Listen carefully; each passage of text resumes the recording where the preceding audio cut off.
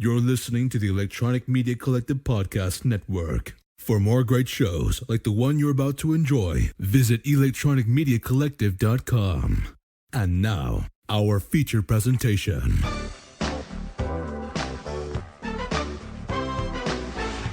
Welcome to the exciting world of the movies.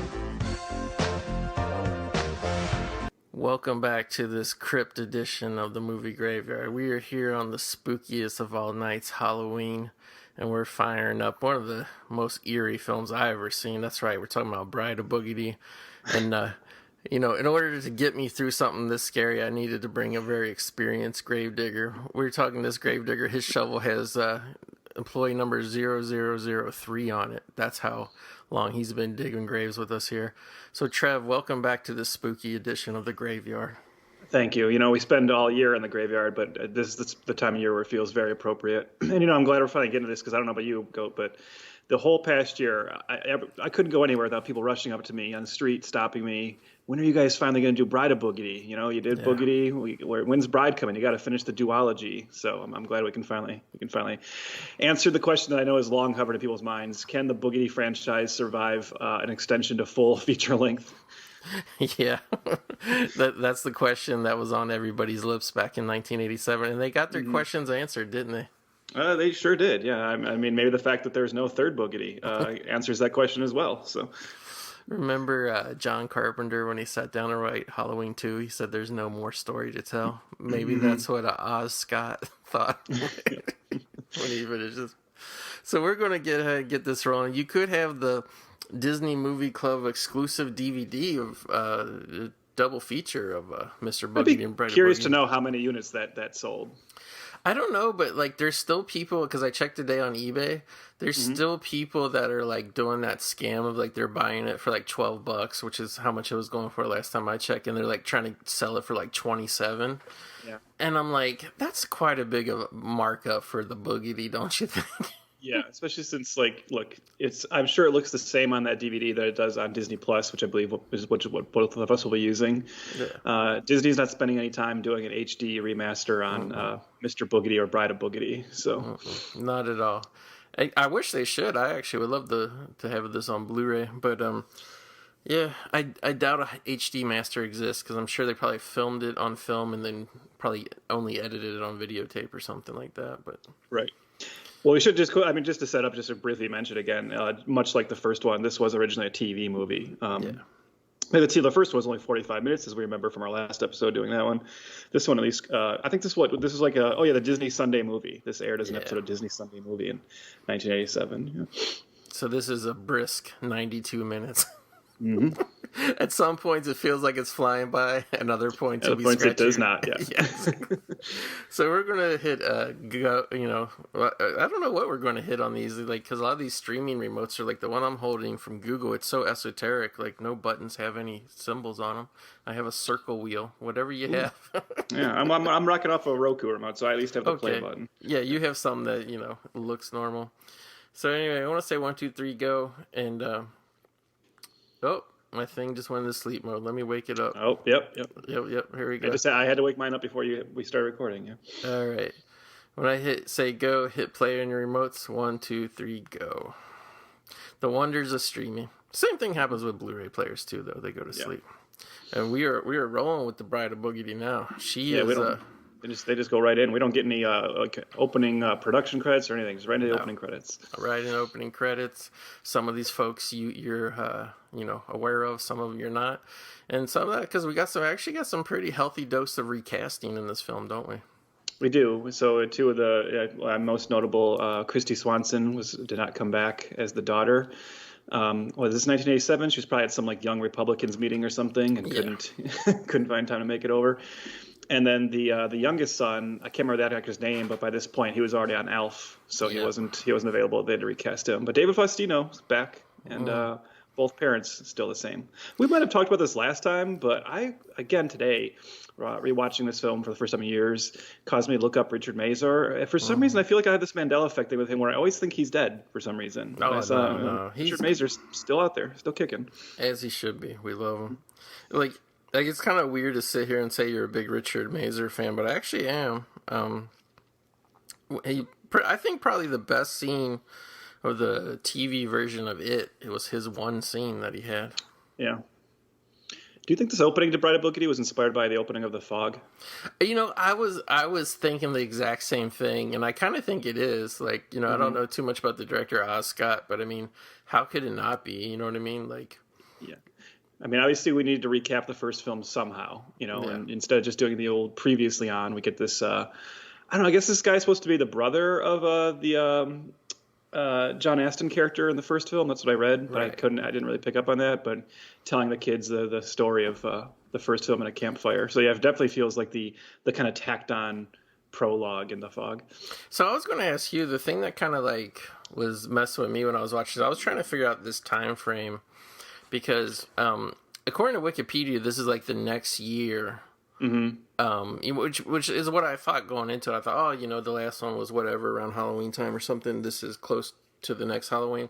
But then there's like some things that we'll get to, like Eugene Levy. He acts like he's just becoming aware that these people moved to town, like in a recent. It's weird because like he acts like that, but then the rest of the town acts like they've now known them for years. There's the inconsistency is pretty crazy in this movie. Yeah, I had the same thought. I couldn't really peg how long, because they feel like there's a couple things. They feel like there's such a institution in the town now, but they also haven't opened up their store yet. Right. Now at this point, it seems like the entire town knows about Mr. Boogedy for some reason, not just them. So yeah, I don't know. It's an odd one. But. Well, also too, this character here, I couldn't figure out, is he a relative or is he just a guy that Richard Mazer works with? No, he's supposed to be the brother of the wife, and that's why they have the same laugh. They do that laugh where they like kind of wheeze while laughing. Yeah, I figure he's a family member, like an uncle. Yeah, he does. Like right here when they spook him, when they get him with this prank, you'll hear him go at some point, like my own sister. Because I was wondering, just because like he has a line here where they roll out that Mazer's in line for a big promotion with the gag company. Mazer says, "Oh, but we just got here," and I'm just like, I guess you could say that after you've been there only a year. But again, like I was confused. I was like. I was like, did they really just vanquish Mr. Boogedy like the week prior, and now he's back? Yeah, I was trying to figure out too if this actor does not seem like anybody very recognizable to me. No. Like it almost seemed like this was meant to be like, why add in this character suddenly? I almost feel like it was probably meant to be like some kind of known actor, and maybe that just didn't pan out, and then they just were like, well, whatever, we'll just keep it in the script because he ultimately adds nothing to the story. Right. Like there's like one other scene later on where he kind of shows up and he's like, I guess he's kind of instrumental of the plot, but they could have done without him too. I got the weird feeling, I don't know why, but I got the weird feeling with his character that it reminded me a lot of George Dzunza. Oh yeah. Like if you ever seen him in like some slapstick type movies, like yeah, it's just weird. Yeah. So I guess we should say this movie's trying to start out with a spooky atmosphere. So this guy, the mom's brother, is coming in and like they were presenting their house like it's haunted. Like they put up fake cobwebs. It's all dark. There's caskets everywhere. So kind of what the house did look like in the first movie, right? Like when and again that was like kind of messing with my mind too. It was like I did like the gag of the floating violin. I thought that was good. I wish I could go back in time actually and go back to this era. And I'm curious. I suppose I could look this up, but I wonder if they re-aired Mr. Boogedy shortly before debuting this as a Sunday night movie. Because I wonder back then when there wasn't home video and these things would you'd just be kind of a victim if you didn't catch it. You didn't have DVR or anything. I wonder how many people watching this night remembered the story of the first one enough to be excited for this and to just kind of roll right into it. Well, that's what I was thinking, Trev, is like, other than the character of Mr. Boogedy, I really didn't think this film was going to have much continuity with the first one at all. And I was kind of shocked that, like, I foolishly didn't rewatch Mr. Boogedy before watching this one. I've just been watching literally a horror film a night, so I was stupid in it. And now I wish I did, because like there is like strict, pretty much continuity between the two films. I got you beat, man. I watched them both. Okay. Over the past few days, I watched all of the Daniel Craig Bond films, and I watched both Boogedies. I got this continuity blast in my life. So. You were much better. By the way, this giant spider that comes out, they have that at my local grocery store, my local Food Max, and they bring it out every year, and it hangs from the ceiling. I mean, I think maybe it's the one. I mean, you should, if there's a. I was gonna joke it could be the one, but I mean, I swear to God, it's exactly the same thing. And unfortunately, like they usually put it out like the first week of October. Unfortunately, like around mid-October, it fell last year, and like they usually put it over the pumpkin display that they have inside, and they just took it. But I'm glad to report it has been restrung and it is up again this year. That's good. I will tell you, as someone who watched both of these over the past couple of days, that one noticeable change is David Faustino aged quite a bit in the year between. I think in the first Boogedy, you can't really, you wouldn't know it's him necessarily by looking at him, and this one he's definitely starting to look more like the David Faustino we all know from Married with Children. Yeah, like it's weird because he's like a tiny baby, but he does have the Faustino face. Yeah. I thought that was a good opening, scary touch too, with the daughter walking through the woods, the teenage daughter. Like I actually liked that scene a lot. Mm-hmm. And I got to talk about this real quick. This coffee milk gag that they have, where it's like the creamer is like that. Like I actually want to find one of those. Like I want to find one. You ever see the ones that are like the Coca-Cola like pouring? I remember the Coca-Cola ones for sure. Yeah. Yeah, I never. And I remember like they had them like to where they actually looked kind of animated, right? Do you remember those too? Like they would kind of take the next step to where there was something where you could, I don't know if you could like pump liquid through them or something, but it actually made it like a little bit more realistic. That was actually something I wanted to ask you about. We probably talked about this in the last one. I apologize to our listeners. I didn't go back and re-listen to make sure we wouldn't reiterate anything. But so this family runs like a gag shop, right? Their whole thing is they're like, they're all about gags and practical jokes. And you and I aren't too like different in age. I want to ask you, like around this time of the late 80s, early 90s, do you remember these kind of stores, these gag stores? We had one in my hometown called Gags and Gifts that I used to go to all the time, and it was a store that was just nothing but like they show in these movies, like the fake vomit, the lighter you would pick up and use and it would buzz you, so, and then the back of the store was always like the adult section, right, with like the more adult gags. I think the only thing that really exists like that today still is Spencer Gifts in the mall, but there used to be like these independent versions of these that were just kind of in strip malls. No, we didn't have straight up gag stores that I know of. We had a place called I think I want to say it was called Buchanan Costume, and like it was legit like an actual costume rental store. And then like for Halloween they would gear up and stock up on all the Halloween shit you would buy. And we had another one called Capples that was like, it was pretty much a Halloween store, but they would actually do seasonal things. Like they would have straight up just like decorations, like anything from paper decorations to like, more fancy things. And like they would like rotate the summer. So like 4th of July, they would have patriotic decorations, and they, Easter comes, they have Easter decorations. But those two stores, because they were kind of like Halloween-y stores, they did have some of that stuff, but they weren't strictly gag stores at all. Mm-hmm. I actually remember buying stuff like that, like the hand buzzer and all that shit. I actually like in like the junk toy aisles at like pharmacies and little supermarkets and shit is where I got all of my shit like that. Yeah. But like Faustino, he kind of like, I don't think he really has the sleaze of Bud Bundy in this one, but he's definitely got like his mannerisms are coming more into the Bud Bundy character, I would say, in this one. Yeah. Well, what year did Married with Children start? Do you know? I thought it was 88, but like I remember him being like much younger when it started, but I never remember him being like this small. Yeah, he might have hit like because the growth spurt between the first Boogedy and this one is pretty extreme. So maybe like in the span of a couple of years, he just kind of shot way up. That's another thing is like on Wikipedia and stuff, they didn't really have any information. It actually started, Married with Children started April 5th, 1987 was the first broadcast. So he was technically, I'm sure he shot this way before, but he was technically, on Married with Children when Bride of Boogedy aired. Wow. Yeah, that's pretty shocking because I don't remember him ever looking this young in Married with Children. And I'm thinking too, maybe they just shot this like, but the one thing I was thinking, like, how soon did they knew that they were like not only going to do, because I couldn't find any information about why the first one was 45 minutes and why this one was 90 minutes. Like, what was the format change of what was the show, The Wonderful World of Disney or whatever they broadcasted? Yeah, so I think that was just an hour-long show, and then these were like a series of like feature-length TV movies called the Disney Sunday Movie. Yeah. I don't know about you, but I mean, I guess the first one kind of did too, but this movie in particular, I don't know why. I was getting much more, maybe it's because of feature length and they kind of expand on things, but I was getting very much like, oh, this is like reminding me a lot of the Midnight Hour. Yeah, I mean, I don't think it's nearly as good. The Midnight Hour is still like a go-to October watch for me. And one I try to like recommend to everybody I know, because it's still just sitting there on YouTube. Not being taken away. Yeah. But that out of print DVD is still $90.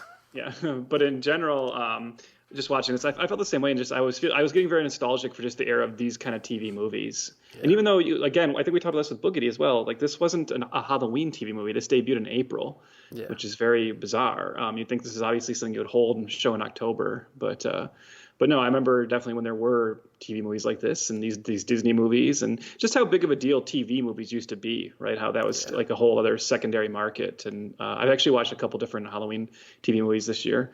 I miss it. Yeah, I got one from Scream Factory a while back. I still haven't watched it, called The Spell, and it's got a young Helen Hunt in it. I'm hoping to squeeze that in this Halloween. Yeah, like, I don't know, like, TV movies, it's weird. Like, TV movies were actually pretty good from what I remember. There are some pretty good ones, for sure, yeah. And it's hard, I guess, maybe for, like, people that are more used to the TV that's on now. But, like, when we were, like, kids, most TV shows, for the most part, were done, you had a couple kind of big, giant hits on in primetime, but most TV shows were done pretty cheap.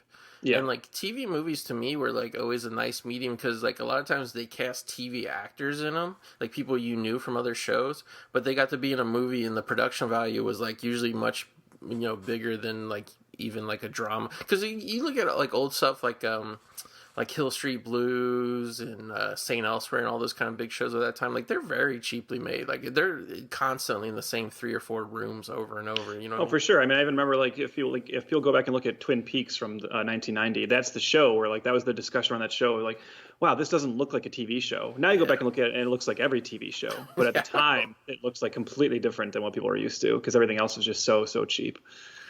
So getting back to the story here, pretty much the main plot point so far is the teenage daughter, who was played by Kristy Swanson in the first film, now played by Tammy Lauren. And I was actually, because I knew Kristy Swanson wasn't in this, but I didn't know Tammy Lauren was in it. And when I put it on, I was like, oh, like, I've always liked her, and I liked her a lot. I think horror fans will know her. She was the lead in the first Wishmaster film.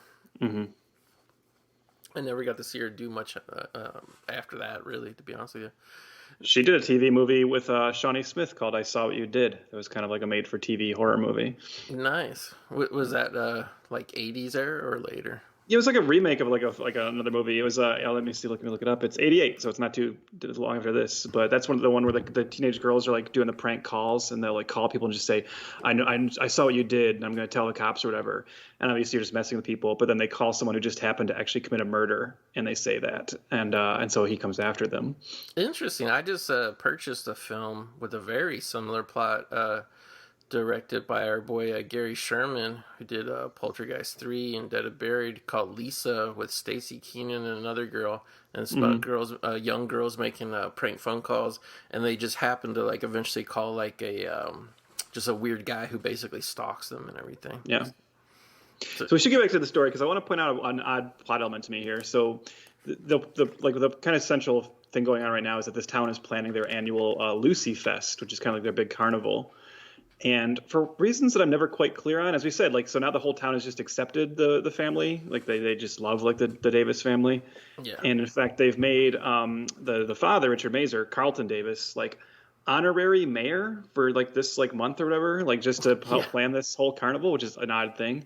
But then the whole thing here is that they're having a town meeting, and I guess the idea is like Eugene Levy's character, who's like the big grump kind of antagonist in this movie. We'll talk more about him, I'm sure.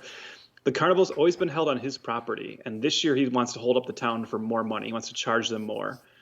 And Richard Mazer just has this idea. He like floats out. He says like, why don't we just have the carnival in the town square? And everyone acts like he's a genius for this idea. And I'm just thinking like, why was that not what they were doing in the first place? How is the town square not where you have your big carnival when later we see it's like perfect for it? Why would you be holding on this like random asshole's like lawn? Yeah, I was gonna say like geez, this is a ridiculous statement. Not that the first Mr. Boogedy was grounded in any sort of real reality. But I felt like this one was willing to play just like extra loose and fast with the super, like almost surreal nature of how goofy, like the, like in the last one, Mr. Boogedy and everything was over the top, but like the actual town and everything was like normal. Like here, it's like we're almost it's a town like, populated by weirdos. Yeah, yeah, like it, another movie it reminded me of is it kind of reminds me of like the weirdo town from Elvira, Mistress of the Dark. Mm-hmm. This is just what Hollywood thinks mid-America towns are like. Yeah. Like everybody's such a yokel that like every single person in the town would like attend town meetings and be a part of all this. Everybody gets excited about some yokel shit. But I got to bring up one thing too. We have a new character now introduced, Eugene Levy, and then like I was like, he's in this movie. Like he was like.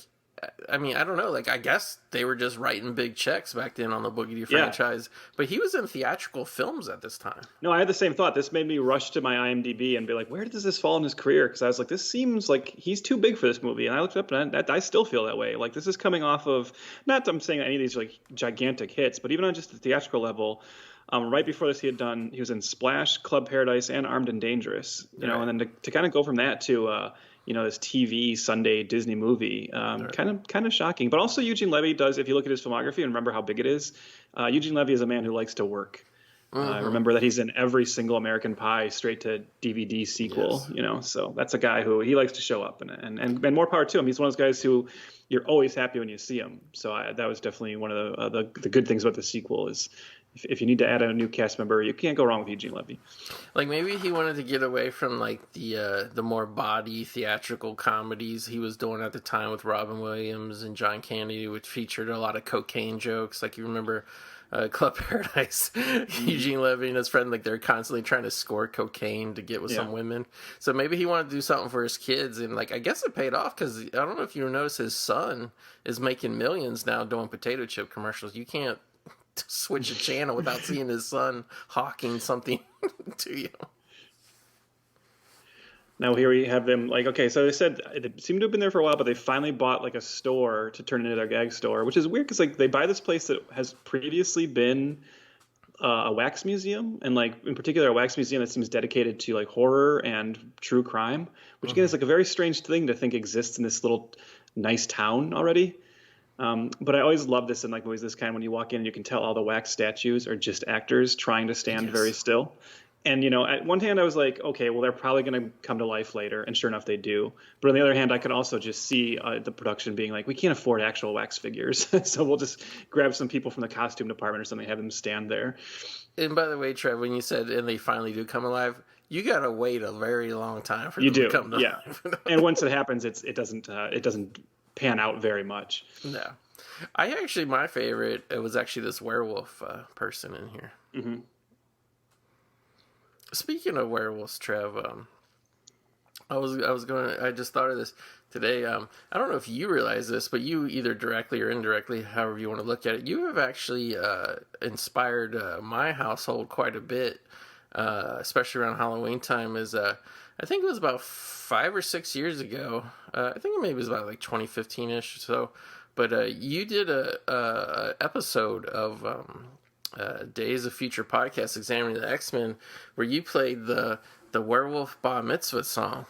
Oh yeah, one of my favorite Halloween songs. Yeah, I was playing in the house and it caught on, and my fiance. So like we got into it, and even now to this day, just the other day we were talking. Anytime, especially, I mean, we say it all the time year round, but especially during Halloween time, anything that has to do with like ghosts or witches, it's always gets referred to as spooky, scary. Mm-hmm. Yeah. And my fiance was saying, "How come that didn't become a bigger thing?" I'm like, "Well, I don't know." It's weird because like the show, right? It comes from 30 Rock, and 30 Rock obviously treated that as like a joke, right? Like making fun of the Monster Mash and those kind of Halloween novelty songs. But it's one of those like rare cases where in doing the joke, they just made a song that's actually, it just stands alongside all those novelty songs, and it's just as good, if not better than a lot of them. So it actually is. It has become a part because I love Halloween novelty songs. It's like a genre I'm kind of obsessed with. And that really is in my regular rotation. And we still use that every year for our Halloween episode on Days of Future Podcast because it's great. Yeah, because it's like they're making fun of something, but they didn't realize that it's like, no, people actually want that. Yeah. I guess we should say too, like pretty much the plot is there's been somebody been lurking outside the family's home, and it isn't. I don't know if it's quite revealed yet, but it's actually Eugene Levy trying to scare them away because he has a hardware store and he doesn't want to compete with their gag whatever. Yeah, because of course that's the internal battle. Lowe's versus Spencer Gifts. Exactly. But basically, the thing that's funny about that is they go to a medium who like looks into a crystal ball, and they actually kind of reawaken Mr. Boogedy through this. Yeah, and another thing, I don't know if you were kind of thinking about this as you're watching it. One script issue I have with this movie. I know I'm surprising everyone. I'm gonna critique the script of Bride of Boogedy. How dare But you. this is a family that in the previous movie battled a supernatural creature and defeated it and banished it off by basically like using a vacuum cleaner to like suck away his evil cloak or whatever. And then in this movie, when like the daughter starts telling the parents like, I saw Mr. Boogedy is coming back. The parents are so dismissive of the possibility of this evil ghost coming back. They're just like, of course he's not coming. What are you talking about? Like, how would they, like, why are they so sure that this evil ghost can't come back? Like, they know the rules. You'd think if I was this family, I would live in like constant terror of this guy coming back and not just like say my daughter's an idiot when she says she thinks it's happening. I mean, they uncovered this whole kind of lore that involved this woman that he enslaved and her I guess toddler son. He's a pretty young kid. I mean, it's like there was a lot that was involved in it, and like supernatural to the umpteenth degree. Like why you would be so like whatever. Now, the guy who's kind of like the replacement for John Astin. Here he is making his own ice cream for the carnivore fair, whatever it is, and he wants them to taste spinach ice cream. Yeah. Which clearly just looks like pistachio ice cream, but yeah, I think that was just an excuse to show some green slop in like a child's film. Now go ahead. No, I was just going. No, go ahead. I'll save it for later. A really quick question: in the reality of the Boogedy films, I know this is honestly just a case of like a recasting where they just didn't care about these kind of details. But what do you think? You think in the reality of this universe? Was the daughter bleaching her hair blonde in the first movie and now she's gone to her natural hair color, or is she a natural blonde and now she's dyeing her hair brunette? See, that kind of like shocked me when I saw her name in the credits that Tammy Lauren was taking over. I was like, oh yeah, she's a blonde. I only ever knew her as a blonde. So then when she came out as brunette, but I think maybe they thought, oh, we're recasting. I think maybe that was a conscious choice to say nobody else in this family has blonde hair. Okay. Yeah, that's true. Like let's make it. So here's pretty much where we get the real kind of down low on Eugene Levy and how mean he is. He rips up their poster. And he has a hardware store. And he's like, yeah, but I have this like old-timey barrel full of like junk gag gifts. That's why he wants their entire store to be out of business. Because he has this, like, not his whole store, not a section of his store. He has one barrel full of gag gifts. And he's afraid they won't sell anymore. I wonder how big of a like chunk of his like overall profit margin comes from this barrel of gags. Yeah. It seems like to me like one of those things where like he got like the inside line on like a closeout years ago and he spent like probably like $6,000 on all this junk. and he, like he's lucky if he sells like a gag gift like once a month, so he's just sitting on this whole stockpile, you know what I mean? I mean, I don't want to tell this guy how to do his business, but you'd think the actual like thing to do here would be try to sell this as like in bulk to Gag City, be like, hey, do you want to buy this from me? It's kind of funny, too, about his character. Here he does the periscope thing where he puts the black eye ring around his eye. But I feel like Eugene is like the only one who kind of knows what he's in, what he's acting. Yeah, that's what I mean. Like his scenes are legitimately amusing just because Eugene Levy is it's impossible for him not to be amusing. And like I said, he's very much leaning into the absurdity of this and just playing an over the top, that kind of kids movie bad guy. Like he's really going for it. And everyone else I feel is trying to be like genuinely charming or genuinely realistic. And I mean that's fine. I mean I don't have a problem necessarily with the performances in this, but Eugene Levy is definitely the highlight. Exactly. And what I was gonna say before is the young boy, the youngest boy, I think his name was like R.E. or something like that. The original actor, he got too busy filming Alf, so they got this young boy. I want to say his name was like Joshua Rudoy. Rudoy, yeah. And like this kid was so familiar to me that I'm like, oh, he must have worked a ton. Like I just knew him from so much stuff, and I looked up his IMDb credits. He only has 7 credits. He didn't actually do that much. But the reason he was so familiar to me is he's actually the little boy in Harry and the Hendersons. Oh, okay, yeah. Not just the movie though, right? Yeah, just the movie. Okay. Because after Harry and the Hendersons, and this is what I was going to ask you if you knew about this, he went on to do a sitcom himself. It only lasted 1 year. I watched a good 10-minute chunk of it on YouTube. But have you ever heard of this sitcom, Trev, called What a Dummy? No. Okay, so check this out. So there's like this family, just a normal family. They have like a an uncle or brother-in-law or something who's an old vaudeville performer with a ventriloquist dummy. He dies, and in the will or whatever, they get the dummy. Well, it turns out that it wasn't really a ventriloquist act all along. Like the dummy's actually alive. So like they're going through the uncle's stuff, and they find the dummy, and like it's an entire sitcom based around this dummy actually being alive. And the yeah. And the best, so basically there's a mom, there's a dad, there's like a cool teenage boy, then there's a younger boy played by Joshua Rudoy, and then like a really small, like, I don't know, like maybe 4 or 5 year old girl. But guess who plays the cool 16-year-old son who's always rebellion and always clashing with his parents? Our boy, Steven Dorff. Oh, nice. And when you watch because the clip that I watched was when they went to the uncle's funeral. And everybody, like, at the funeral were, like, crazy vaudeville performers. Like, one person... This is the kind of sitcom is one person came to the funeral dressed in a chicken outfit. And Steven Dorff, man, he steals the show. He's actually got more lines than pretty much the rest of the cast put together. So it is... I got to find some full-length episodes of this show. And actually, in the 10 minutes I watched, I never even got to see the dummy talk. But... Something I've the last couple of years, I've been kind of obsessed with hopping onto YouTube and watching like the opening credit and theme songs for like old 80s sitcoms that I've never heard of because there's just so many of them, right? Like the 80s really was this kind of wasteland of sometimes high concept sitcoms that just only last like half a season or one season.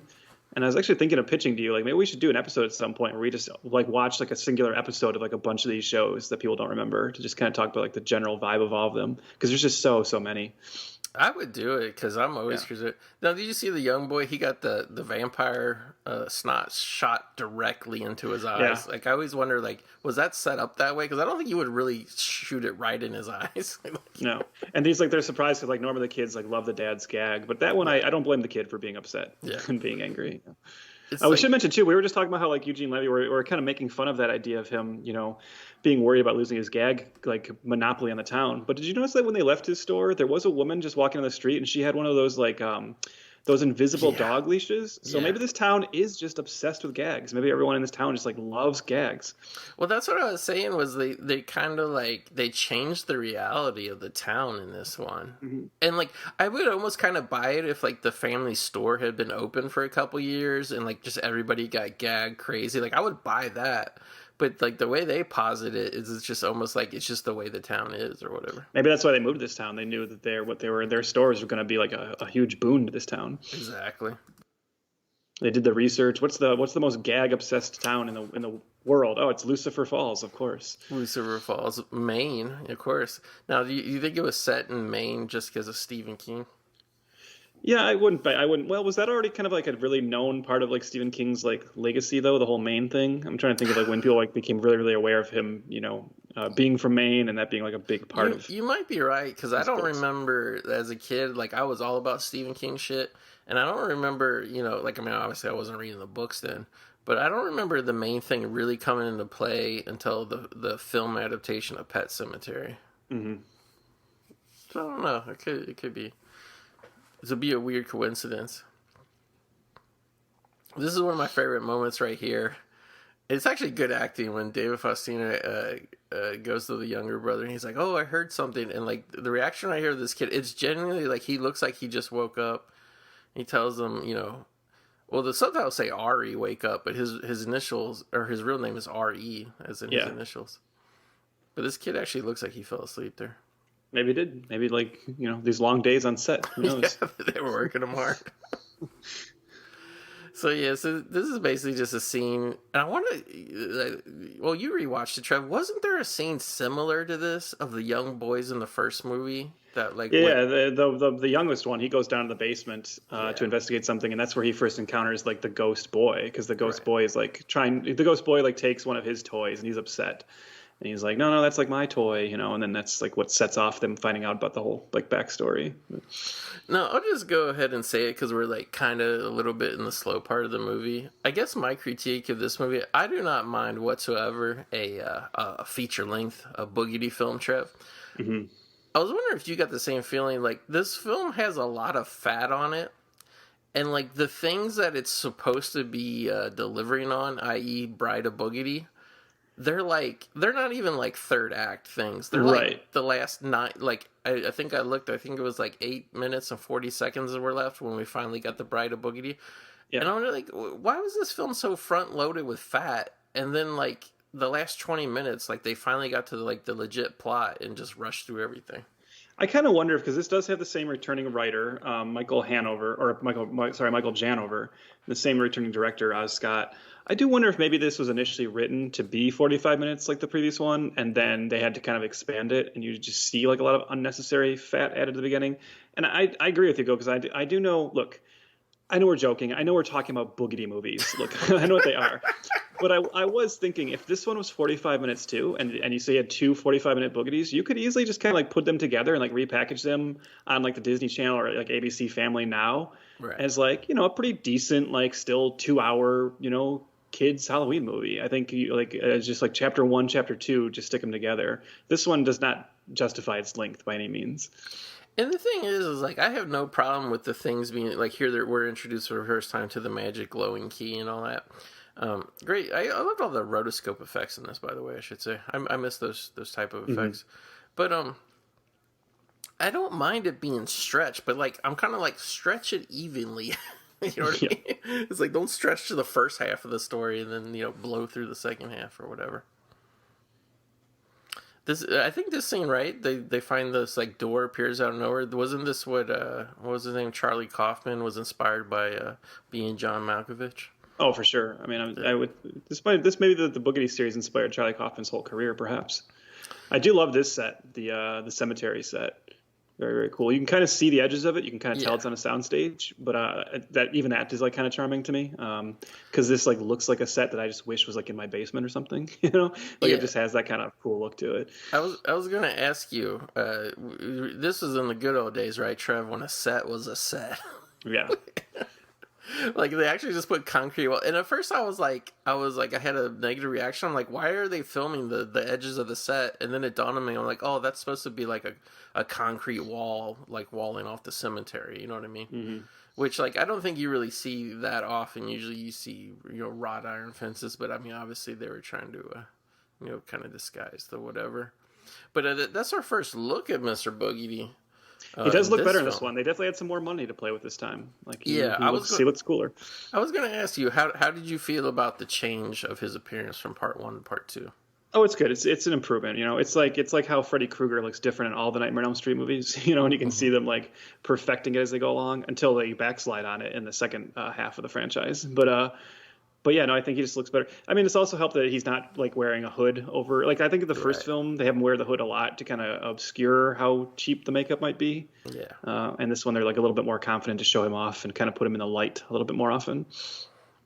It's like the only thing is you can kind of see like the edges like around his eyes. You can see like the actor's like real face underneath. But this movie also does play him as like really more of a malevolent evil character than the first one. He really is just kind of a nuisance in the first one. I mean, they give him the backstory about how he has like I guess I say no. His origin note is always that he's holding this woman and her young son hostage in this house for hundreds of years. But beyond that, for the family, he's just kind of this nuisance. This one, they definitely play him more evil, which makes it like doubly kind of funny and stupid that he's like this very, very evil, malevolent figure, and he just keeps going boogedy, boogedy, boogedy. Like that's his. The catchphrase doesn't really do them any favors in terms of making him a scary villain. But I guess for a kids movie, it's fine. Yeah, I was going to ask you about that, like. Because I don't really know the origin of the word boogedy. Because, I mean, the word boogedy in terms of scaring somebody was around long before these films were. Is that like just a legit old timey thing of saying boogedy, boogedy, boogedy? Like that's what you used to say to scare people all the time, you know? Yeah, I didn't do the homework on the term I boogedy. think that's like some 1800 shit. I did like the gag where he's eating the grapefruit and he has like the goggles on with the little squeegee. I thought that was Yeah. good.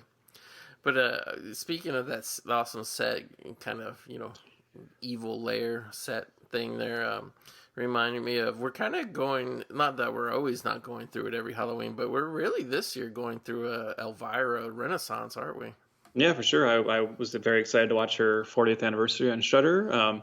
Her biography has come out. Of course, the biography coming along with the big news of Cassandra Peterson coming out. So the book came out, but also Cassandra Peterson came out Right. as queer, which was kind of exciting. I think she's long been a queer icon anyways, so it was kind of cool to see the scene really get to adopt her in that way. But yeah, I'm really excited to have Elvira back, and I'm kind of hoping that Shudder will consider giving her more specials coming off of that one. Yeah, I think I know she had like pitched a show to Shudder before and they turned her down, and I kind of get it because I think Shudder's mentality at the time was the kind of movies Elvira hosts are not typically what Shudder has. Right. She really prefers to host the old black and white kind of goofier movies. But I think now that Shudder is really expanding their catalog and now that they've seen how much people just love Elvira, I don't know that you give her a weekly show like Joe Bob, but I think you can give her a few specials a year and allow her to showcase some of those older films like that.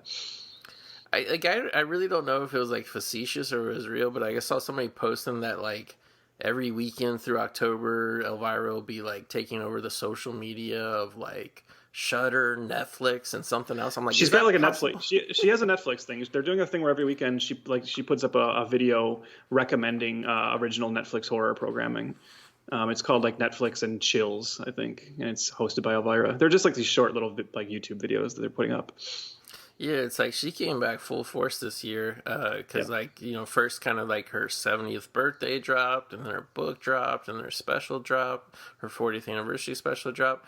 And, like, I feel like 10 years ago, and maybe it's just because, like, they needed a premise for, like, a hokey reality show, but it's like this whole thing of the next Elvira, right? We got to find Elvira replacement. Okay, this woman is 70 years old.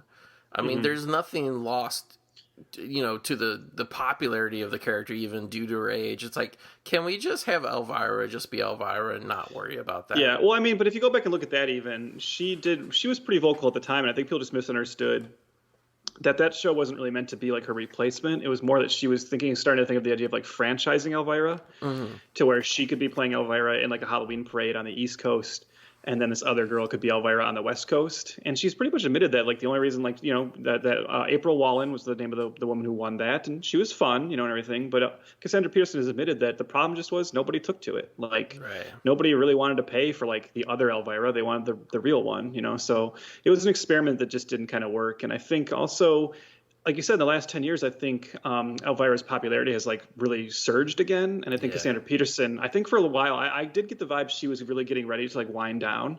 And I think now she's like loving it again and she's really into it. I mean, I don't know. Like, it just blows my mind that somebody who's 70 years old can like not only look that great, but it's like it's like, I don't know, like, it's weird. Like, when I watch her now, like, I don't never feel like I'm watching old Elvira. You know what I mean? Like, no, that's like it's a timeless character from like a timeless performer for sure. Yeah. Yeah, just the magic of the characters there. Speaking of timeless performers, I love my boy right here, Vincent Schiavelli. Yeah, another one where I was like, with Eugene Levy, just another great character actor that I was very excited to see pop up. What's your for you? What's your go-to? Like, what do you think of for Vincent Schiavelli when you see him? For sure, the teacher from Fast Times at Ridgemont High. Okay, so mine is probably actually, well, I think like a lot of people like Ghost pops to mind, but also his role as like the kind of assassin doctor in Tomorrow Never Dies. I was gonna say like what other guy do you know of ran into Jeff Spicoli and also got killed by James Bond? Because I actually just a random, I felt like watching a Bond film maybe a month ago. I threw into Never Dies. I totally forgot he was in it. Mm-hmm. Great scene too. Yeah. Oh, awesome scene. Pretty funny scene in all honesty. But yeah, he also was the lead of the Sega CD video game Zombie Killer. He was making the zombies. Very cool. Yeah. No, he was definitely one of those like just interesting faces that popped up in a lot of stuff throughout the 80s and 90s, and it was always exciting to see him. Like, he's not as, like, monotone or whatever, but, like, in a weird way, he kind of reminds me of, like, spiritually as being, like, the cousin or brother of Stephen Wright. Right, they look very... yeah, I get what you mean. There's a similarity there for sure. Just the cadence and the performance and everything. But also, too, like, I mean, maybe it's because he's with these children here, but I don't know why. I just never quite realized he was such a towering man. Mm-hmm. No, it's like, this is just a weird whatever, but like how they kind of have like this like seance business going on in this film, and like some of it like later on gets faked and all this stuff. This reminded me of Amityville 3. That was like always the most exciting part of Amityville 3 for me. Amityville 3 for me was that faked like whole thing that was going on in the beginning that they uncovered. I gotta admit, I don't really remember that one very much. I'm sure I probably have seen it. I will say though, like within like around last year on Halloween, or maybe sometime in just over last year, I did watch for the first time and fell in love with Goat. I don't know how far into the Amityville series you went, but have you seen Amityville? It's About Time. You know, I don't know. Okay, that's a really good one. I would highly recommend that. That's probably the best, or to me at least, the most entertaining Amityville film. Because those direct-to-video sequels have been going on for some time. I think this might have still been theatrical, but don't hold me to that. Yeah, as far as I knew as a kid, I always thought Amityville 3 was the last one they ever made, because that was like the last one I kind of see in Fangoria. And then like, you remember the video High of Dr. Cyclops? Mm-hmm. I started reading like probably like late 80s, maybe early 90s. He reviewed a couple of those, and like, yeah, like I don't even think I rented them, like, in all honesty. You should check out It's About Time. It's a good one. Yeah, like I kind of like some of those. I'm not sure if that particular one, but some of those actually came out on Blu-ray recently. Yeah, that is one of them, because there was like I think it's like 4, 5, and 6 maybe that were put out by Vinegar Syndrome in like a box set, and because I want to say It's About Time is part 5. I think it's called. Sometimes you see it called Amityville 92. It's About Time. Okay. But yeah, it's a really fun one. It's got some really cool effects. It's a unique premise. It's a fun one. Is that the one that has the dollhouse on the cover? I don't know, maybe. They all I they all remember look like when they they had a dollhouse on the cover. Yeah, I think like because I think there's one that's actually about a haunted dollhouse, and that's Okay. not this one. Yeah. Okay. Yeah, so here we have the dad, Richard Mazer, and like this kind of threw me for a little bit. Like, basically, they're having a fake seance to try and convince the kids, if I get this right, that Mr. Boogedy is not back.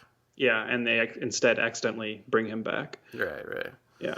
But I mean, they saw him in the crystal ball earlier in the previous seance, so like I really kind of didn't even get. Again, I think we're getting into the padding a little bit right here. Yeah. Well, maybe it's a good time to ask you an important question, Go, because I'm not sure if I brought this up the last time, but I want to ask you is, so, you know, I'm imagining like young Goat and young Trev watching this movie and maybe having crushes on Christy Swanson or Tammy Lauren. But I want to ask you, as older viewers now coming to this, Mimi Kennedy as the mom, you think she's got MILF energy or what? Yeah, I do. Yeah. Especially Kinda during cute, right? that first scene with the ghoul makeup on. Yeah. Yeah, I was actually surprised. Like I saw a picture of her. I guess she's become involved heavily politically recently, and there was a picture of her speaking at a conference maybe 5 or 6 years ago about election integrity. And I was really surprised to be like, because I mean, I can't, it's hard to tell. You see these films, like sometimes, you can't tell how old somebody is. Like, she didn't really appear to be an elderly woman now, so she was probably actually younger in this movie than we thought. You know what I mean? Mm-hmm. Speaking of getting political, we should mention too Richard Mazer, the father. He served 2 terms as president of the Screen Actors Guild in the 90s. Do you know that? From 95 to 99, he was the president of SAG. I did not know that. Do you think his application was he just showed them the Boogedy films and they're like, well, that's good enough for us? He probably showed that one where he killed the giant rat or whatever. Remember that? I can't remember. It's either Nightmares or Cat's Eye, where Richard Mazer kills the giant rat.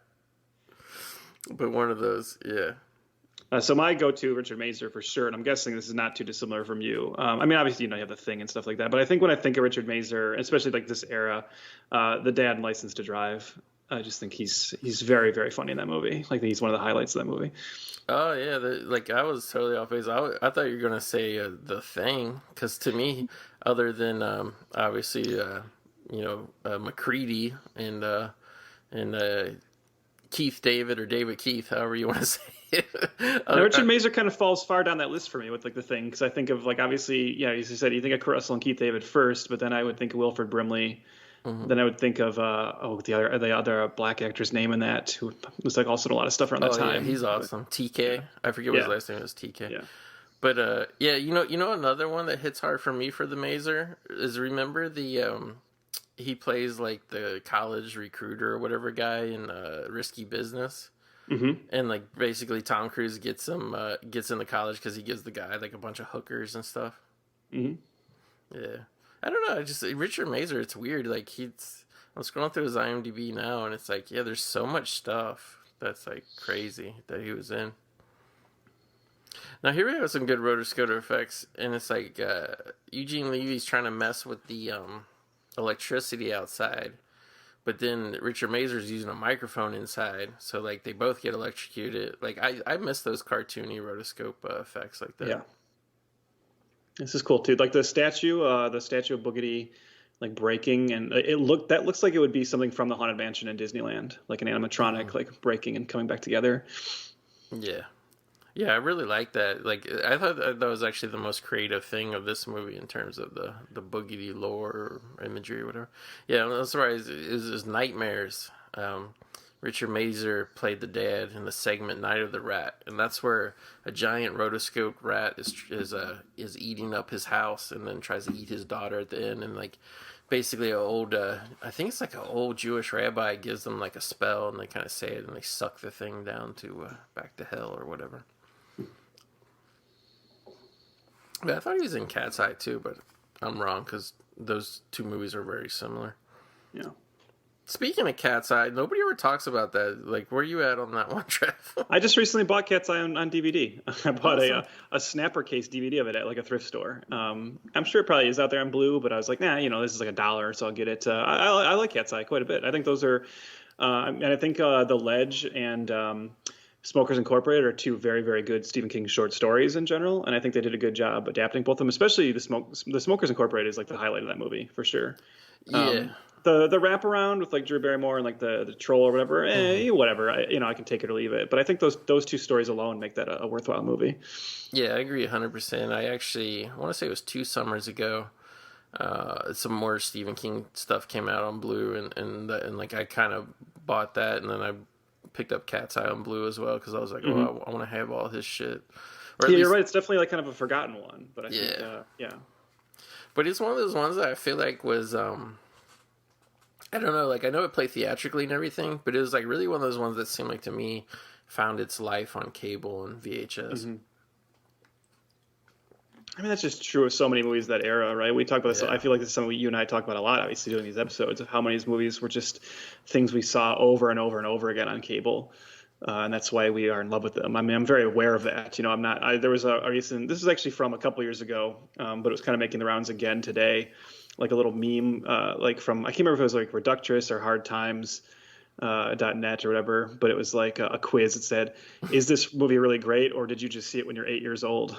Yeah. And that's so true, right? These movies of our childhood, we just saw them on HBO constantly, and so we're still obsessed with them.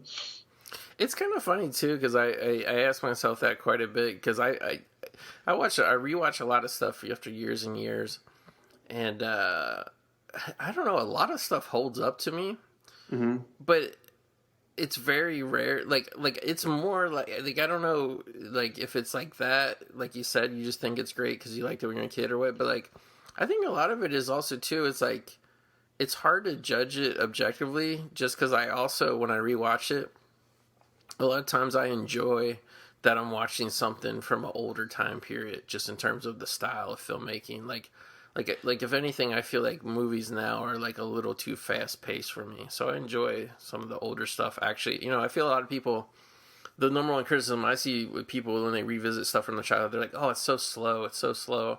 And I mean, obviously, every film has its pace that it needs to maintain, to be the best it can be. But a lot of times, films with a slower pace, like I find extra detail in them that a lot of modern films don't have. Yeah, I mean, this movie does. This is a good example of a movie, though, that the pacing could be improved a little bit, as we said. Well, yeah, we're in wacky gag territory here. Like Mr. Boogedy has escaped, and his. That's another thing too that little bugged me a little bit. Trev, is like this movie posits that Mr. Boogedy's soul is trapped in the statue they built of him. Mm-hmm. How come we never heard of that in the first movie when he was flying around? No, this is like Nightmare on Elm Street again, as a comparison again, like how they keep just making up new bits of Freddy lore that contradict the previous films. I guess that was just the necessity of these sequels that weren't planned back in the 80s and 90s. Just what do we do now? Yeah, I guess the statue. But I will say we are finally to the point where this movie starts to justify itself a little bit as a sequel that's at least doing some new things. So I do like that now we get into this like long segment with Richard Mazer being possessed by Boogedy. Because first of all, we've been talking about how we like Richard Mazer, and so he gets to kind of finally do something else in this and be a little goofier. But also there's just some fun stuff happening now finally. Yeah, like, I mean, I don't know if it was just, you need the adults to kind of, do more of the workload here in the sequel or not, because it's literally twice as long. But one thing is, like, the parents in the first one really were, I felt like, more in the background, and, like, it was more about the kids. Whereas this one, it's like, yeah, like both parents get a lot more to do, like, especially Mazer. Do you think when they're like levitate him around the house like that, do you think they broke Richard Mazer's back the way they did Linda Blair's? That's what they didn't have a scene scheduled later where Richard Mazer was supposed to masturbate with a crucifix. Oh yeah. They were like, we just don't have time to film that today. We'll leave that out. Yeah, like it's kind of weird though. Like I don't know if it's just because Hollywood has stamped it into our brains about trilogies, Trev. But I was thinking today, I was like, it's kind of weird they didn't do a Boogedy 3. Yeah, I know. It's like, these, again, I mentioned like the word duology at the beginning, and, it's always like, that's like almost like verboten now, the idea of just having two and stopping, Yeah. But I don't know, like, what would a third Boogedy be? I guess you just have him get loose again. I don't know. I mean, I'm kind of more shocked. Well, I don't know. Like, I was going to ask your opinion about this at the end, but I guess I'll just say it now because we're still kind of in somewhat slow territory here. But I mean, for a company that is just like so obsessed with trotting out and like rebooting old like IP and kind of revisiting stuff, what do you think the odds are of them ever like doing a new version of Boogedy or like trying to do like some kind of Boogedy reboot? Even if it's just for like Disney Plus or something. I was thinking that right away today. I was like, oh, they should do a part 3 for Disney Plus, or at least like something like a remake or something. Mm-hmm. But, like I read, because I didn't really grow up with the Mr. Boogedy thing, to be honest with you. It was really that picture, which is really just a crappy screen grab of Boogedy's face on Disney Plus that I contacted you, and I was like, oh, we got to do this. Mm-hmm. And it actually ended up being way better than I thought it would, in all honesty. But, like, I don't think it's very good, Trev, and here's why. It's, like, I feel like with the stuff they put on now, like, we have, this year, we have Muppet Haunted Mansion, which I actually really do want to watch, and they also have a new one, I can't remember what it's called, like, Unwrapped or something, about some kids find a mummy. Yeah. It's, like, they're doing that kind of stuff, but even then, as ridiculous as this sounds, it seems like it's even more lighter fare than even Mr. Boogedy was. Because I could actually see some younger kids, like, under the age of 5 actually being scared of Mr. Boogedy. Yeah. Or maybe they would go like the Beetlejuice cartoon route and have Boogedy and like the daughter become like friends now and like reinvent Boogedy as the hero.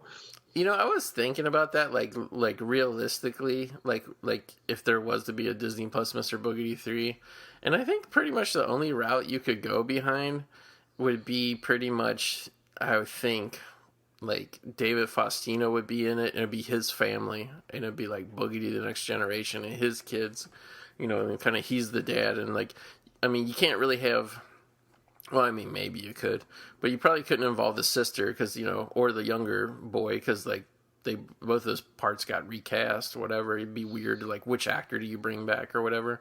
But I think probably not Swanson. No, well, I was going to make a stupid joke earlier, and I'll just make it here. The thing I like about the Boogedy franchise, Trev, is for my friends that watch Fox News, I can recommend the first one. And for my friends that watch CNN or MSNBC, I can recommend this one. But, yeah.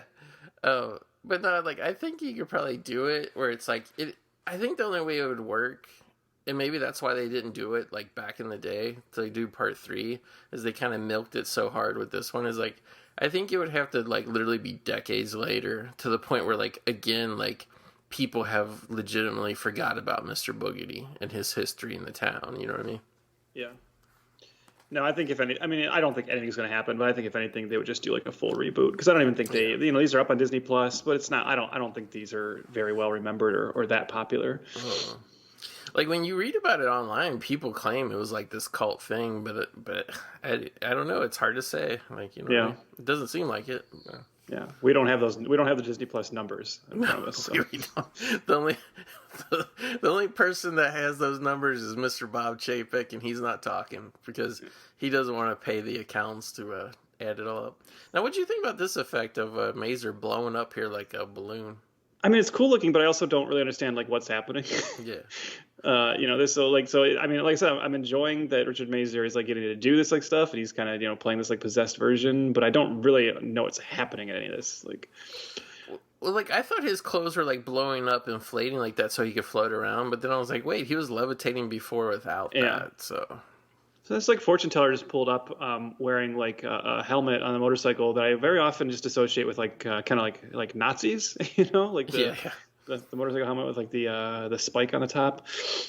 Well, I don't know about you, but when they pulled up there, like, immediately I had flashbacks thinking it was like the mother and son from Friday the 13th Part 5, I think it is. They wouldn't fit. They would feel like right at home in this movie, honestly. Yeah. Well, with that face, the fortune teller lady's making right there, she a second ago, she looked like Ozzy Osbourne from the time period. She kind of looks like Sammy Kerr from Trick or Treat. Yeah, Sammy Kerr, our boy. And another film, I think Sammy Kerr from Trick or Treat would be. I think he would have a nice little renaissance if somebody could track down those hot Dino De Laurentiis rights to put that on Blu-ray, but it doesn't seem like it ever happens.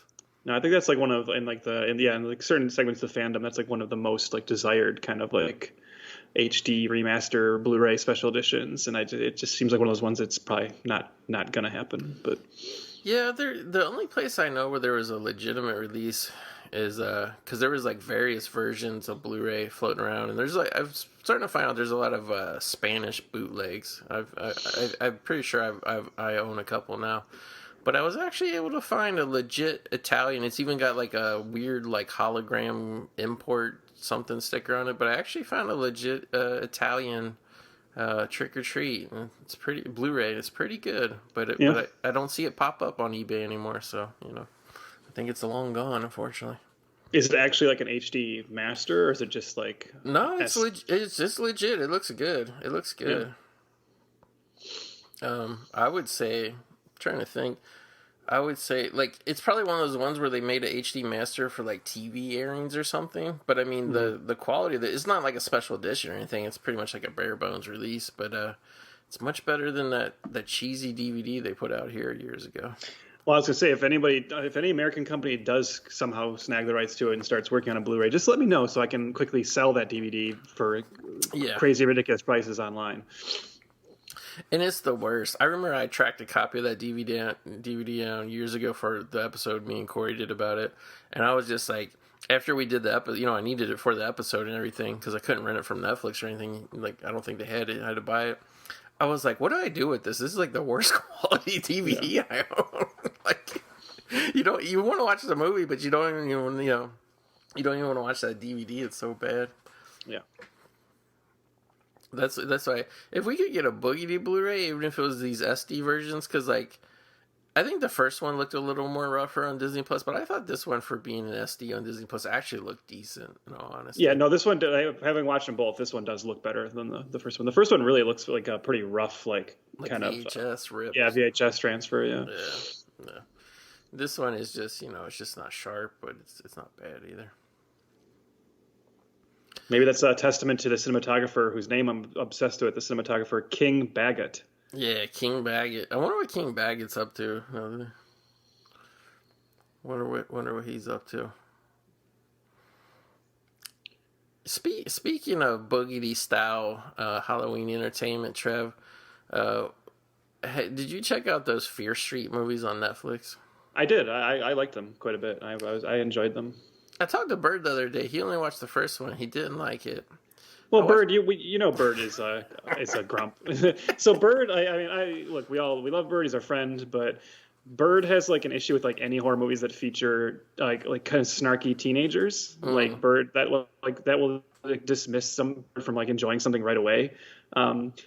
I think Bird like forgets that sometimes like horror movies are targeted for a teenage audience, and that's the thing. Like I look at Fear Street as very much like teen horror, teen slashers, and on that level, I really appreciate it. It's like fun gateway horror, but also still much. I applaud them for going kind of hard R on those in a way I didn't really expect them to. But yeah, I like them quite a bit. I actually was in the minority though. I liked the third one the most. And I thought the second one was kind of like my least favorite. And that's the one that most people seem to love because it was doing the whole Friday the 13th riff with like the camp and everything. I liked them all, but I thought that was my least favorite just because I felt like it never really delivered like the kills I was expecting from that kind of setting. But no, as a whole, I like the whole trilogy. It's like really one of my favorite things I've watched this year, just as a whole, because I just thought it was really cool too. I love that like release model of getting one a week. I thought that was really cool. Yeah, I enjoyed those. Yeah, I'll talk about it more in a second, but I thought it was cool that the mom, she tied a string from her leg and she slept in a rocking chair to Mazer's leg, who slept in the bed. She didn't want to sleep in the bed with her husband possessed by Boogedy. I found that almost risque somewhat. Yeah, willing to sleep in the same room with her demonically possessed husband, but the bed would be a step too far. Yeah, like I mean, let's be honest, Mr. Boogedy wants to do anything, uncouth, sitting in that chair 5 feet away ain't gonna stop him. Yeah. No, but yeah, we watched the part one of Fear Street the other night, and I guess it was just my fault. I didn't do my homework. The interest I had was R.L. Stine because I like the Goosebumps movies. And I was like shocked. I was like, when the movie opened up and everything, I was like, I had no idea it was like not only going to be R, but pretty raunchy R. Like I don't even think a studio would put an R-rated movie out that R. Yeah, that I mean, look, I'll give him credit because like the bread slicer kill, that's like one of the best slasher kills I've seen in a very, very long time. Like that was great. Yeah, there was like a lot of generic stabbings throughout the movie, and then all of a sudden you got that bread slicer kill, and you're like, holy shit! Like what? Yeah. You know what I mean? But I liked it a lot. I didn't have a problem with any of the violence, obviously. I kind of wished, in a weird way, I guess I'm going to be that prude, and maybe it's because I went in with the R.L. Stine in the back of my head, but I kind of just wish the language had been toned down a bit. Like, well, it is weird because, they talked about this in the making of it, in that they were kind of just using the Fear Street name to a certain degree, and there's certain elements from the mythology that's in there, but the Fear Street books even aren't really that hard R. They're not necessarily like that violent. And I know like the director talked about that, about how like this is her tribute to like the slasher films that she grew up loving. And it's kind of like, okay, that's cool, but that's strange that like it's Fear Street, but I understand like just the wanting to cash in on a name value. So I don't know. I know R.L. Stine was cool with it. I watched like a whole interview thing he did with the cast and crew, and I'm hoping that franchise expands. I know it did really well for them, and I'd like to see them try some more things with it. So. Yeah, I was just wanting to give it a chance, obviously, even beyond the R.L. Stine name, just because the whole, like you said, the release strategy kind of blew me away. I was like, oh, like nobody else is really doing something like this, you know what I mean? Well, and then, that was, like, supposed to be theatrical, and, like, what happened, wow. It was being made to be theatrical, and then, like, the company that was doing it kind of, like, went under or whatever, and then the pandemic happened, they didn't know what was going to happen, and Netflix swooped in and bought it. And then I was reading about that because when I first heard that, I was like, oh man, does that mean they would have released like one of these a year? Because I think that would have killed the momentum. Mm-hmm. But actually, they were always making it with the idea of the producer had this like idea to try this experiment to where they would be theatrical, but they would come out all like about 3 months apart. I wonder if that could have worked. I don't know. I think maybe not, but who knows? I think maybe if you would have got it started by releasing the first one on a Halloween. And then, like, I don't know if you ever noticed this, Trev, but in recent years, studios, they always try to have a January horror movie. Oh, for sure. Well, this year or next year it's gonna be Scream. I mean, they just announced Scream is like, yeah. Yeah, so if you would have done, Halloween, January, and then like, I don't know, April, or maybe maybe the third one you could have waited till like summer, But I think that would have been cool. But yeah, I can't believe they were going to do that theatrically too. That's actually pretty cool. But yeah, I liked it, and they kind of show you a little preview of the next movie, like in a weird way, kind of like almost like a premonition preview. So like, yeah, I can't wait to watch the second one. I think we're doing them a week apart just to spread them out. Yeah, well, that's how I watched them, because I watched them as they came out. So yeah. Now here we have the uncle showing up again. We said this character is not really like germane to the plot. You kind of forgot he was even in the movie for a long time. Yeah, and now he shows up because I guess he wanted some payback, because we said like they did up their house like it was a haunted house, and they dressed up like ghosts and jumped out and scared him. Now he's gonna I think he's really. What do you think? I think he's really trying to convince the family that they got a gorilla loose in their house. Oh yeah, no, that's definitely he wants to, which is an odd prank, but he's just not as good at it as his sister and his brother-in-law, I suppose. But I do like this. I like that we have, the return of the cloak. Now we have like a more, made up Richard Mazer going full Boogedy. By the way, that little parrot thing that he just shot, that like ceramic parrot hanging from the ceiling, we had that in my parents' house growing up. That exact same one. I can just look at it and be like, oh, that was in our family room. Had a nautical theme to it, and that was one of the things hanging there. I would really see those hanging in like restaurants and stuff. Was there? Was that just all it was? Was like if you're trying to do a theming of your room, it was like. Well, I think it was because what else we had that you might have seen in like restaurants or like in other places like that is we had those like little I don't even know how to describe them, but they're like these little like busts of like ship captains' heads. Oh, I know what you're talking about. Like little ship captains. Yeah, and we had those on our wall down there as well. And the wallpaper was all it was like a map of the sea with like different ships and stuff on it. So yeah, I don't even know why. I never asked my parents about like why the nautical theme, but that's how the living room was when I was growing up. It had to be a trend back then, don't you think? It must have been, yeah. Yeah, one thing I thought was interesting. He Mazer's like. I don't even know really what color Mr. Boogedy was in the first one. He was like so weird looking. But in this one, the Boogedy makeup is almost like a weird bronze color, which is like funny because like when Mazer's like more possessed here, I guess you would say, his makeup is kind of bronzed, right? Like. Mm-hmm. Yeah, he's got like this kind of like gold bronze look to him. What do you think of this idea, by the way? What do you think of like Richard Mazer's sense of humor and just pure humanity overpowering Boogedy? And then like laughing at the gorilla costume, like being able to defeat his possession. I really liked it, but at the same time when it happened, I was like kind of confused or like what's going on here? Because like when he sees his brother-in-law in the gorilla outfit, like he laughs, and when he laughs, it brings his own personality back and kind of sends Boogedy away. So he starts like making flowers, like shoot all over the wall, and like I guess that was just like a budget thing of like, but to me, because like he was like the gag king, Richard Mazer, I thought he would put like sillier shit on the walls than just flowers. You know what I mean? It just seemed like an odd choice. I don't know. Now I think we're finally we're starting to get closer to like what this movie should have been the whole time. This is what you kind of talk about with like the pacing being off. I think, what this movie always should have been about is Boogedy kind of working with the Eugene Levy character. Right. It's kind of like his new like evil sidekick. And then of course you can still do what they do, which is you're always going to do in a Disney movie of Levy realizing he was wrong and kind of helping out at the end. But yeah, I just feel like the whole movie should have been what we're about to get in the next like 20 minutes or so.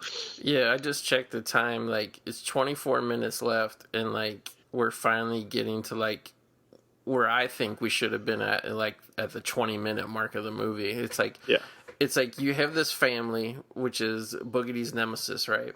Mm-hmm. And then you have Eugene Levy, who also hates the family. Why wouldn't Boogedy like immediately just kind of, you know what I mean? Because keep in mind, like when that electrocution and all that shit happened, like they both got electrocuted. Like he could have easily gone into, or no, I guess it was actually the magic key earlier that is what really possessed Mazer when he whatever. But I mean, Eugene Levy hates the family. Like maybe he broke into their home at some point, and he goes downstairs and like finds the cloak. It's like there's lots of ways to get to it earlier. I mean, it would have been so easier to write it that way, and like I don't know. Maybe they only had and by the way, Levy just stole this cloak out from under them, which I don't even I saw that and I was like, I guess this is a kids movie and all that, but I don't even get how that was possible. Like they're all eating.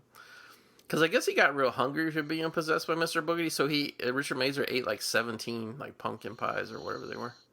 Why'd they have that many pumpkin pies? I don't know. They just had them on hand, and they don't even tie it to the carnival or whatever. No. So yeah, here we finally have Levy. He doesn't even know why. He just wants to steal the cloak of Boogedy. But now he's what did you think of the visual representation of Boogedy? He's almost like fireflies or little sparks or whatever. I liked it for, like you said, like that kind of like animation. I love seeing that. Yeah. Here we got a great crane shot of the town square, Trev. And I was going to ask you this, without doing screenshots in comparison. Do you think this is the same backlot town square that they use for WandaVision? I don't know. I feel like there's probably just a lot of those kind of backlots that look like that. I was gonna say when I watch a show like WandaVision or Back to the Future or this, right, Midnight Hour, I always watch these. I have this a nostalgic idea of this is the kind of town I want to live in. Even today, still, it's man, I want to be in a town like that where everyone knows each other, and it has this cool carnival in the town square and everything. This looks great to me. It does. I agree 1,000%. Now here would they have their I always say Halloween costumes, but it's not even Halloween in the movie. It's the carnival costumes, and I love the one that the littlest boy has. David Faustino is just dressed like Junior from Problem Child when he dressed like the devil. He looks just like him, but the little boy has it looks like a wolf's head mask, but it's really I guess supposed to be a bat, and he has this really cool costume with these kind of green glittery wings on it. I couldn't stop staring at it. I was I wish I had a costume like that now. Yeah. It is really weird that, as you said, this is not even Halloween, but everyone's just wearing full out Halloween costumes. I like this little detail too, with the daughter's costume being exactly the same as Mrs. Hooter's costume here, and the little moment of jealousy there, being oh, that young beauty just looks so much better. I was going to ask you because you were bringing up about the mom and MILF energy. I thought this was a forebearer of the GILF energy of an entertainment. It's weird. I don't really remember. Now you see all these older women trying to be all sexy in movies and stuff. I don't remember this being the norm at the time. Mm-hmm. Amazing. I do like when the brother in a moment who was not at all excited about being in this town, couldn't wait to leave. Now he's going to come up and right here he says this carnival was really fun. It seems like everybody in the world is here. Yeah. What does he mean by that? Who did he see that he didn't expect to see? Everybody in the world. He panned over Princess Di is there or something, I like the little boy in the bat costume trying to eat the popcorn with his little gloved hands and shit. I don't know why I found that interesting. But yeah, man. Yeah. And also, too, I was going to ask you, Trev, because there's a lot of recent movies, big budget franchise movies or whatever, that get a lot of criticism. I think this little girl was one of the little girls from the Freddy movie. One of the little 1-2 Freddy's Coming For You girls right there. She looks with the tiara. Yeah, she does. Don't you just think all those girls, all those young blonde girls in movies look the same? Yeah. I think she was the one from part 3 where Patricia Arquette runs in the house and then she's a little girl and then all of a sudden she's just a dummy skeleton. Could be wrong though. But anyway, what I was going to say is there's a lot of criticism of modern screenwriting, Trev, that basically this or this only happened because it had to for the plot. Now, did you buy that the mom of the family was dressed like the Pilgrim Lady, which makes Eugene Levy possess Mr. Boogedy want to abduct her? Did you find that a little too convenient? It's convenient, but I wouldn't say it's out of bounds for what this story is. In this town, I get why you would he found that costume. It makes sense. It's an easy costume, and there is a historical significance to it. It's almost like they're tempting fate a little bit, because at this point they do know Mr. Boogedy's out on the loose, I suppose. But for a movie called Bride of Boogedy, I don't hate the idea that Boogedy becomes sees her in the costume and decides to try and make her his bride. Yeah. There is a certain I don't use a word I don't know if there's a certain rapey quality to it that I was kind of surprised to see in a Disney Sunday night movie. The fact that he's trying to kidnap the mom and I don't know. It is bizarre, but whatever. I guess kids weren't thinking of it in that regard earlier. No. I think one person that would look back on it, though, and call it rapey for sure would be our boy Cary Fukunaga. He would have problems with this Bride of Boogedy. He is the arbitrator of past films. Speaking of which, since we know this is the end of the Boogedy franchise, but we're not quite sure if it's the end of the James Bond franchise. What I was going to tell you, or before I said, now I didn't even know you've seen the new James Bond, but it is out and released. It's the #1 film in the world actually right now. I was going to ask you, they made it very clear, Daniel Craig, this is his last Bond film. Well, his whole series was very interesting in that it was the first time they did a Bond origin. He's always retiring, unretiring throughout there.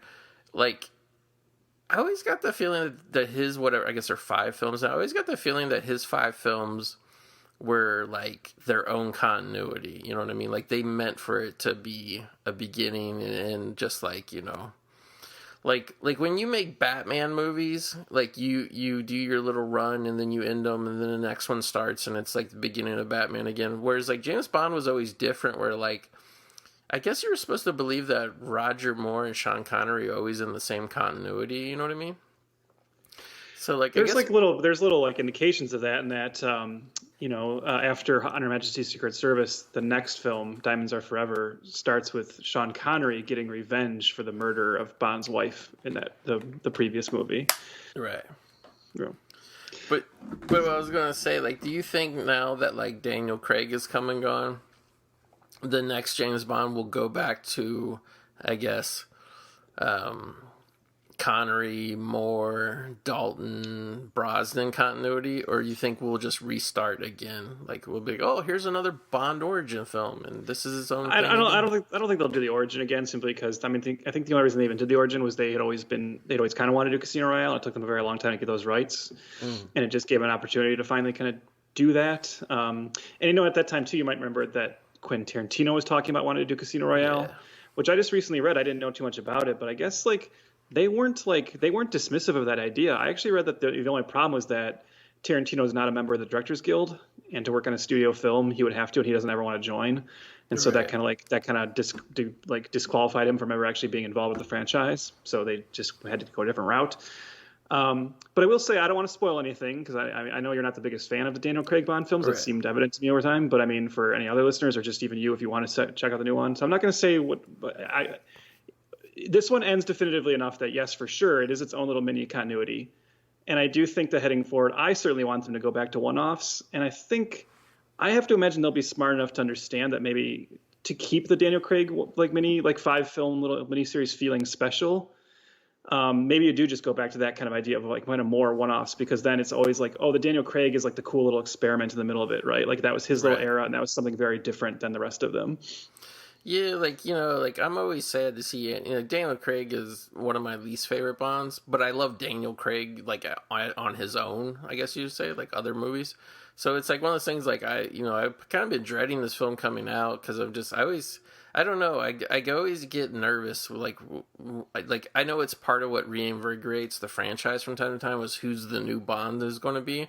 But I always I get attached to the guys and I don't want to see them go type thing. Well, I'm a Bond fan and a Doctor Who fan, so this is just something I get used to, and I have trained myself over time to, as you just said. It is a bummer to see someone go, but then you get the excitement of like the new one coming in, and like to me, it is exciting now to having seen the last Craig one. Soon that they'll say like next year they're going to start the search, and it'll be really fun when they like announce the new person. Then you get to speculate what's he going to be like, So, and I also just think like Daniel Craig has been Bond since like 2006. I am ready for him to be done. That was a long run, and there was obviously some complications in there that made like some very long gaps in between his films, and I think with these 5 films you got to tell a pretty complete singular story. So yeah, I'm ready to move on. Not to make this completely Bond talk, but Trev, do you remember, like, because there was some studio issues with financing or whatever, there was like a 4-year gap between Quantum of Solace and Skyfall, and the world was losing its shit over having to wait 4 years for a Bond movie. But I guess this was by design because they meant for it. But the new one originally was supposed to come out in 2020.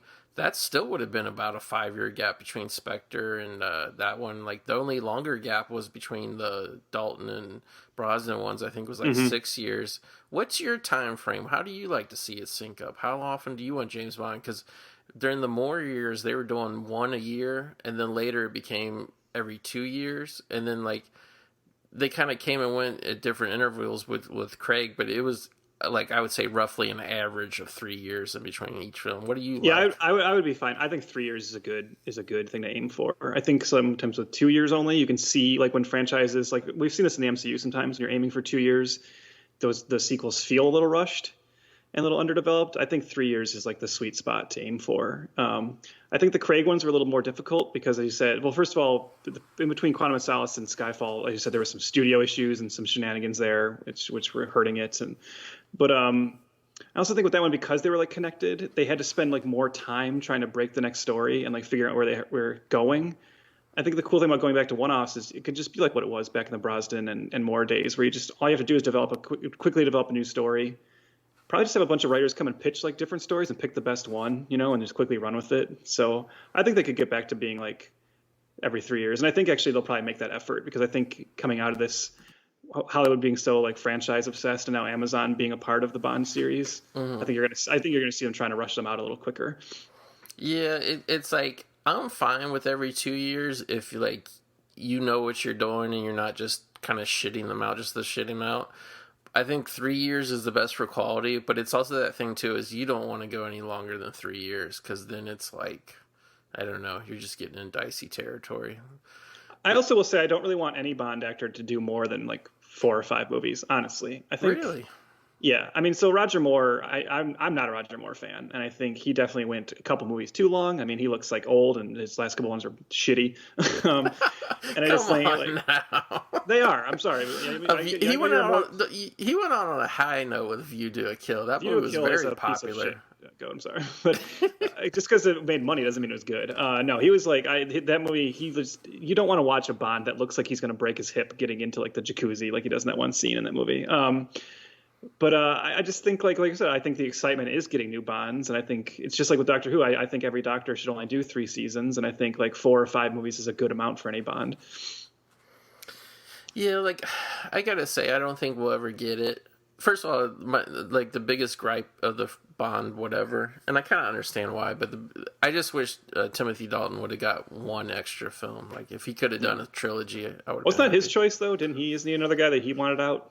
No, it was people complaining about the Bond films in the box office. Like, I don't think he really raised much of a stink, to be honest. But because I remember there was a thing. I mean, because they went 6 years and all that shit. Like, I think it was just like they were trying to reorganize and come back bigger and better, and have bigger budgeted movies. Because I love Dalton movies because I feel like he nails the character of James Bond just as good as anybody ever did. But if you look at his movies, they're very low budget compared to the other ones, I feel like, when I watch them. But, yeah, I think it was just money shit had to get lined up the right way. So we totally talked through pretty much all the exciting parts of Mr. Boogedy, like when Mr. Boogedy uses powers to make the wax dummies come to life. So we should talk about it because we're gabbing on about Bond during that. But what do you think? This is another like missed opportunity in the movie, though, right? Where you say these like the exciting moments. But like, so you have a wax figures of Jack the Ripper, a Wolfman, Dracula. Like these are the wax figures that come to life and attack the town. And all we see them doing is like being a nuisance, like knocking over tables and like stealing popcorn. Like, I get it. I get it's a Disney movie, but like, all right. Well, also too, like they just came out and made a mess because like they were actually scary looking, like the Dracula and the Wolfman. They're actually scary looking, but I guess just to make it a fun wax museum, they put like goofy gags. So like the Wolfman had a pair of X-ray specs on, and Dracula had like a glasses with like a pig nose on. And yeah, like the Wolfman was my favorite because he just went straight to the popcorn cart and just started throwing popcorn all over the place over and over. He couldn't get enough popcorn to throw all over everybody. But it's like, I thought it was going to be a great moment, honestly, when they came alive. To like, I thought they would run out and like totally scare the townspeople and like kind of run everybody out of that carnival. You know what I mean? Mm-hmm. It almost seems like there's something missing there because we see them like attacking the carnival and being a nuisance, and people kind of, they are running from them and stuff. And then we cut to like some other scene. Then we come back and the carnival is just like going on. and like they're gone. Like, and I feel like there's something that got cut or something, or just is not there anymore. They didn't like do anything to stop it, but they just like turned off. Like they just stopped, because there is one shot of the dad trying to pick up the guy who's playing the Wolfman, like, oh, I'm going to carry my dummies back. And there's like one more shot later where he's got another one. He's carrying the dummies back inside. But it's just like, it never really made sense why it stopped. It just seemed as a sloppy edit. But now we have Boogedy in his full power. He turned the mom into like pretty much the Bride of Frankenstein. He gave her the, what do you call it? The white streak hair. Yeah. Mm-hmm. Which is like a little on the nose, right? It's a Bride of Boogedy, and for some reason she gets like the Bride of Frankenstein hair when he zaps her, but whatever. I mean, that's always a cool look. So yeah, so we got the Bride of Boogedy with 8 minutes left in the film. This is the escalation you expect from like a sequel, though, right? To where like they said the first movie was just this family fighting him in like the living room, and now we have Boogedy like in the town square, attacking the whole town. Everyone sees him. I really thought this was going to lead to kind of like the whole town like converging and kind of going after Boogedy. Instead, we just get this kind of like smaller group. But that's still more characters than the first film. So even though we're getting into the climax, one more Bond question: do you own all the Bond films, Trev? Are you that guy? No, I just buy the ones I actually like. So I can tell you, let me see if I can think of it off the top of my head, which ones I have on Blue. I have Goldfinger, From Russia with Love, Live and Let Die, The Spy Who Loved Me, License to Kill, Golden Eye, Tomorrow Never Dies, Die Another Day. I have that Casino Royale, Quantum of Solace, like double feature Blu-ray, and then I have Skyfall. I really didn't like Spectre that much, so I wasn't going to buy it, but having now seen No Time to Die, which I think like redeems Spectre a little bit, and as I said, kind of just wanting all 5 Craig films because I think they work together as a whole now, I probably will end up going back and getting Spectre and then also getting No Time to Die. And there's still a couple I would go back and get that I don't have, but those are like my favorites that I just mentioned. So, and Honor Majesty's Secret Service. Sorry, that's one of my favorites too. Yeah, I need to give that one a fair shake. I never have. Like, I always watch it on TV, and I'm always bored by it. It's really one of my favorites, and I also think Lazenby was actually a great Bond. I wish, and that was his stupidity. He quit. Yeah, he did. He should have stuck around and done more. Yeah, I actually did the thing, because I couldn't figure out how many I had, how many I didn't. I actually did, like, the whole list about a month ago. So I'm gearing up for Black Friday, and I'm hoping I can knock out. I finally decided to become that guy. I'm going to try to own them all on Blu-ray and all that. Because their box sets that they put out were always expensive and weird and made no sense. So I'm just going to buy them all individually. But if you don't like the Craig ones, why would you want to own them? But I like some of them, though. Like, I like... probably my 2 favorite are Quantum of Solace and Spectre, in all honesty. I do like Casino Royale. Like, it took me a while to warm up to Casino Royale, because at first I thought it was trying to be a little too much like Bourne or whatever. But, yeah, like, I don't know. Well, it is. That's one thing about the Bond franchise, right? Like, and this is a criticism. Like, the Bond franchise, I read a whole book about the Bond franchise, and even the book makes the point. That's a franchise that chases trends. It doesn't make them. That's always been true. It's always like, you can look at the Bond series and see it's copying what has been popular recently. I don't know. Like, it's weird. It's like same thing happened with Pierce Brosnan. I didn't really enjoy with the exception of GoldenEye, I didn't really enjoy the Pierce Brosnan movies when they came out. I thought they were just okay. And then after he wasn't Bond anymore, I missed Pierce Brosnan, and I enjoy watching his films now. So that's probably gonna happen to Daniel Craig too. Yeah, I mean, I know it will. And I love Daniel Craig. I went and saw in the theater. I saw Layer Cake just based on the hype that he was going to probably be James Bond or whatever. And I love that movie. I have that movie on Blu-ray too. Probably my favorite performance of his. You ever see that Keira Knightley, Adrian Brody movie, The Jacket? Yes, I saw it like a long time ago, but I barely remember it. Yeah, so like they throw Adrian Brody into like a nut house because he accidentally time traveled and nobody believed him, right? So they just think he's crazy. Well, like in a supporting role, like his best friend, and I don't know why, but his like weird dyed black hair is Daniel Craig playing a complete like batshit guy in the insane asylum. I don't know, like ever since that role, even more it really endeared me to him. And even like his B movies, like shit like Dreamhouse. I don't know if you ever seen that horror movie with him in it. I like that too. So I don't know. I probably will miss him as Bond. The only thing I didn't like about his series was they were a little too dour for me because they were all about his trauma and It'll be Just interesting grief. what to see what you think of No Time to Die, because that the Phoebe Waller-Bridge script polish was definitely felt. This is by far the most humorous one he's done, and he gets to flex his comedic chops a little bit more in this one, which is nice to see. Well, I might like that though, because at the end of the Skyfall, they kind of hint at a return to a more traditional Bond when like Ray Fiennes comes in, and it's I like Spectre, but I didn't feel like Spectre. I felt like Spectre was more of the like Skyfall Casino Royale type. I didn't feel like they really went back to the lighthearted Bond or whatever. So here we have a real dodgy plot, right? So they figure out. They can unleash this tombstone, right? It will open up basically a hole to hell to suck Mr. Boogedy back into.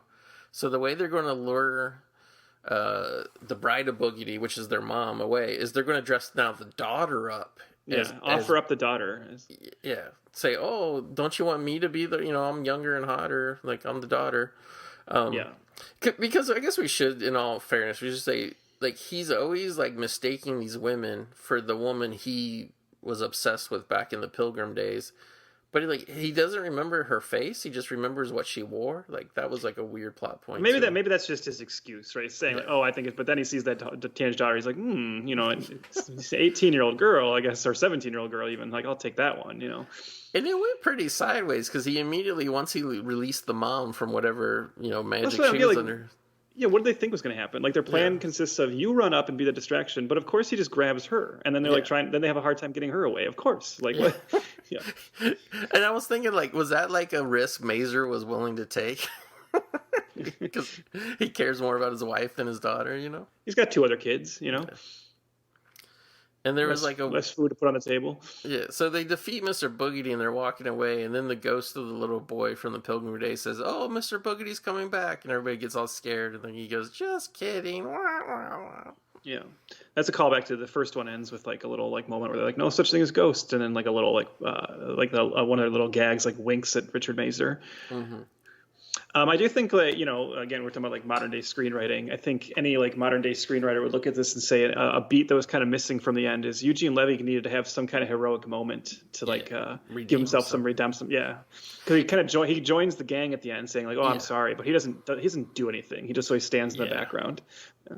Like, I guess it's good that he's not being like a stone cold dick anymore, but at the same time, I agree. So, I mean, that's Mr. Boogedy. I mean, let's be honest, not quite as good as the first, but I like the qualities we liked about the first Mr. Boogedy, just something to ease you into the Halloween spirit. It's not a bad watch. I probably will watch this again another day. I'll probably do it more as a double feature type thing. I'll probably watch one day and this one the next. Yeah, I always say like these kind of films. There's just something comforting about them, especially around this time of year, right? Like they're just something you kind of have on the background, and they do take you back to like a different time and a more simpler time, and you don't have to pay like very close attention to them. I don't know. Yeah, I like you said, I like the first one more for sure. It's shorter and it's like a little bit more to the point. But yeah, I think these are enjoyable. I'm glad they're just sitting here on Disney Plus to kind of visit whenever you want. Exactly. Probably when we release this episode, everybody will run to watch it, and then Bob Chapek will get those numbers, and he'll have to greenlight Boogedy 3. Yeah, here's hoping. Yeah. We could be, what is it? The spark that lights the flame that brings whatever. we bring the return of Boogedy.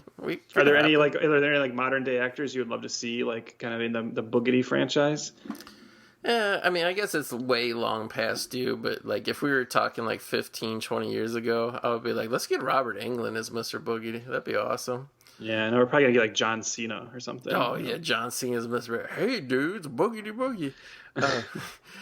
I wouldn't mind Bill Moseley, but I didn't realize Bill Moseley was a gentleman almost in his 70s himself. That shocked me. I found that out recently. Yeah, no, he's an older man. Yeah. He's just, he seems just as spry and ageless as ever, but yeah, I don't know.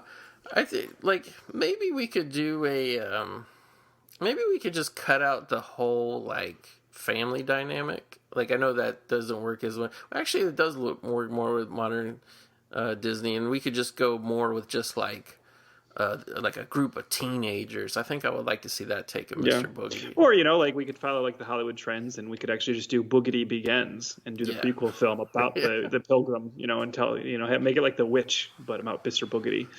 That was one of the highlights of the first film, was that flashback scene. I actually was like caught up in the quality of the filmmaking on that. I thought that actually was pretty good.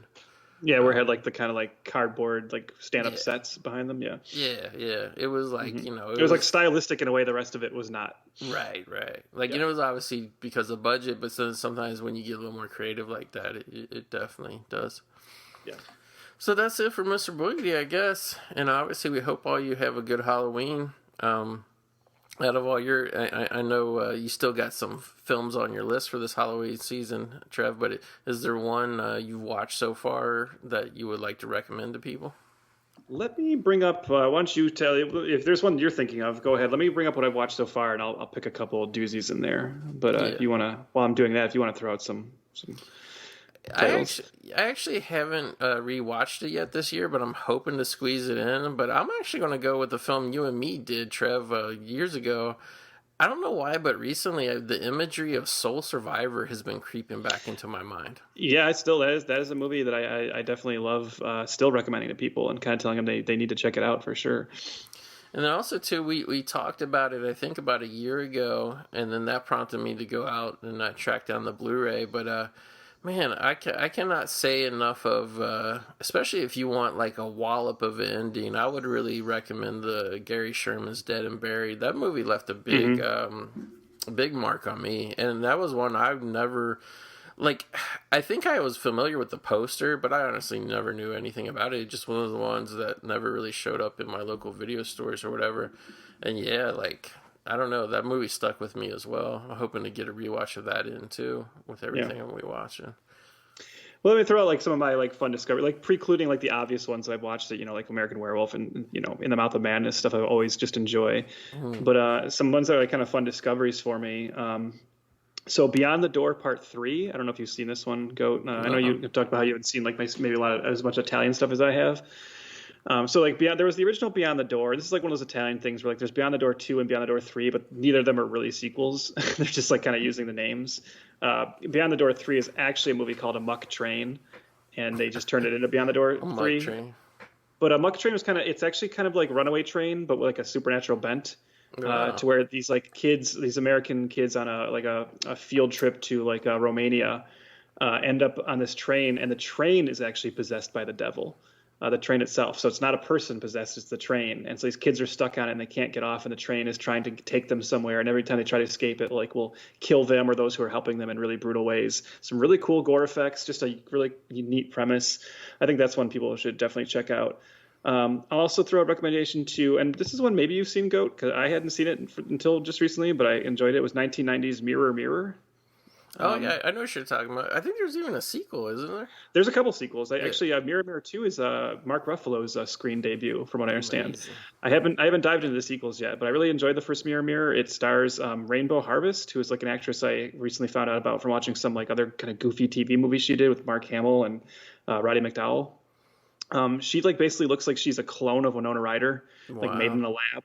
And in this movie, she's even like dressed like Lydia Dietz. And this is about where her and her mom, played by Karen Black, they move into this new house, and this like antique mirror is left behind.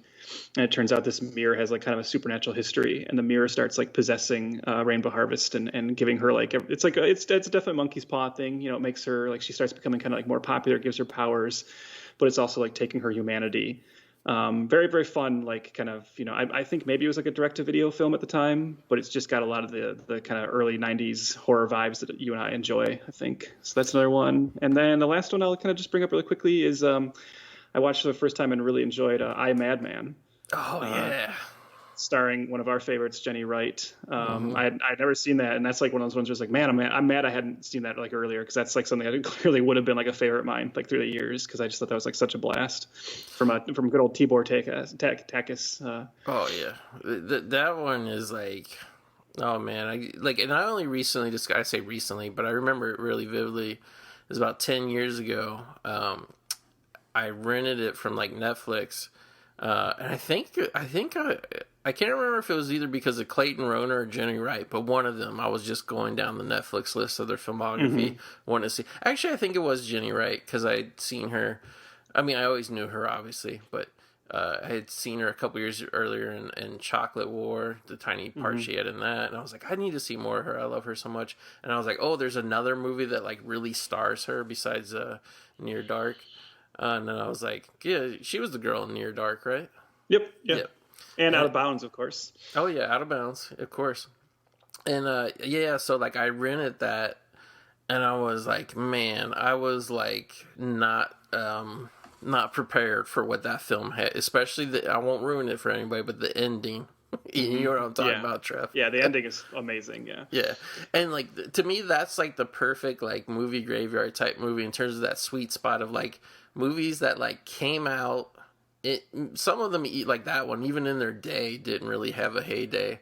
But you look back on it and you're like, wow, this is like, I don't know, it's like so good in how kind of audacious and fearless it is, and it's just like willing to put the most craziest premise, kind of on the screen. You know what I mean? Yeah. And that's one of those ones where this is probably not the case with you. I'm guessing you were able to snag it, but this is one of those ones where I'm frustrated that I got into it when I did, because then I was like, oh, well, maybe I should go look at that blue. And of course, it's a Scream Factory blue that's now long out of print and going for like crazy prices online. So I kind of missed my shot on that one. But yeah, it went out of print, I would say, very quickly. I mean, definitely no more than 2 years. It felt like, even because that was one of those ones, Trev, where I was like, do I want to buy this DVD? It's full frame. It's not widescreen, blah, blah, blah. I was like, I want to see this movie again. I want to own this movie.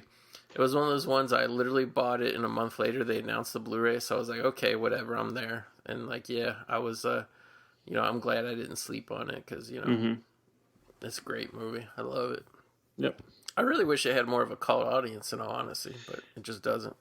Yeah, no, that's what I was surprised that it, especially from the end and everything. You'd think, speaking of that, actually, speaking of movies that I'm surprised don't have more of a cult following, and movies that I'm surprised I was able to get to this point without having them spoiled. Let me throw in one more. This is one I don't know if you know about, Goat. It's The Caller from 1987 with Malcolm McDowell and Madeline Osborne. Have you seen this movie? No, but I want to see it. I saw it pop up on cable like a month ago. And I want to say it was on demand only for like a month on one of the movie channels, and I can't remember. I might have either I DVR'd it or I like on demanded it, and I think it expired. No, I'm 99% sure it's on my DVR, Trev. So. Okay. Well, if anything, if the people listening to this show, knowing the listeners of this show, like what kind of movies they're into, if you take anything from this episode, I implore you, go watch The Caller. I watched it on YouTube. There's like an okay, like kind of quality version on YouTube right now.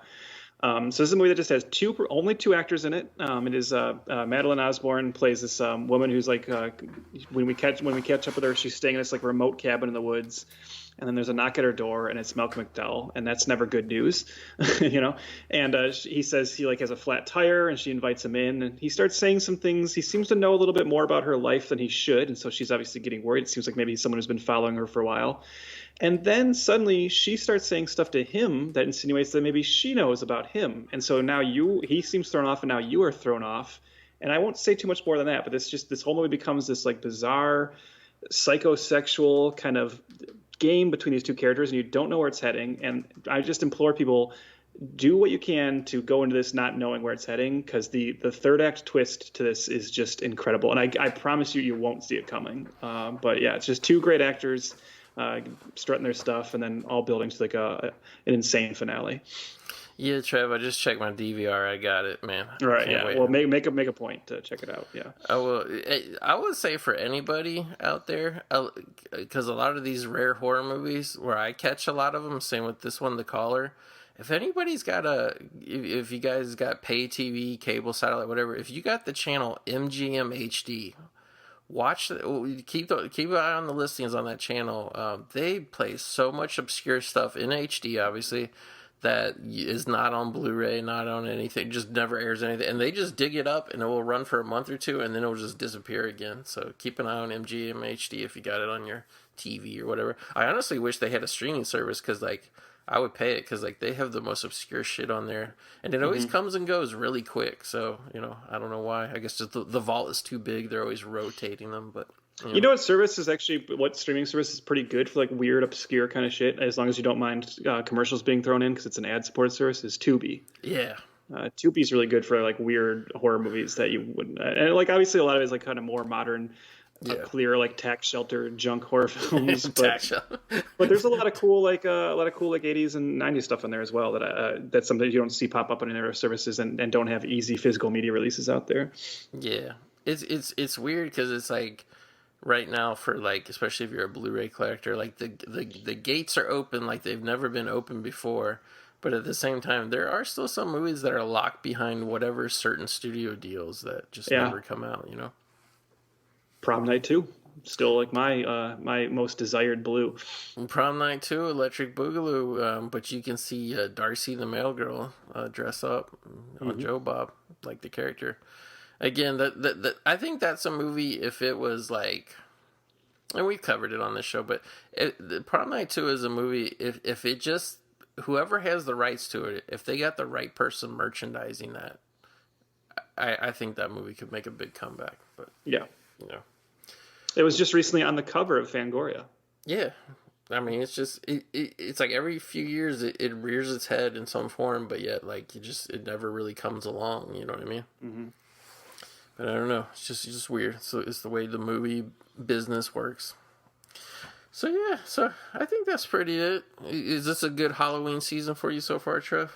So far, it's been okay. I'm kind of bummed that like it's So I know this is like always the case for you living in California, but out here in like both Virginia and Michigan, the two states I kind of go in between, it's been unseasonably warm. It still feels like the summer, and that's a bummer that it still doesn't feel like fall.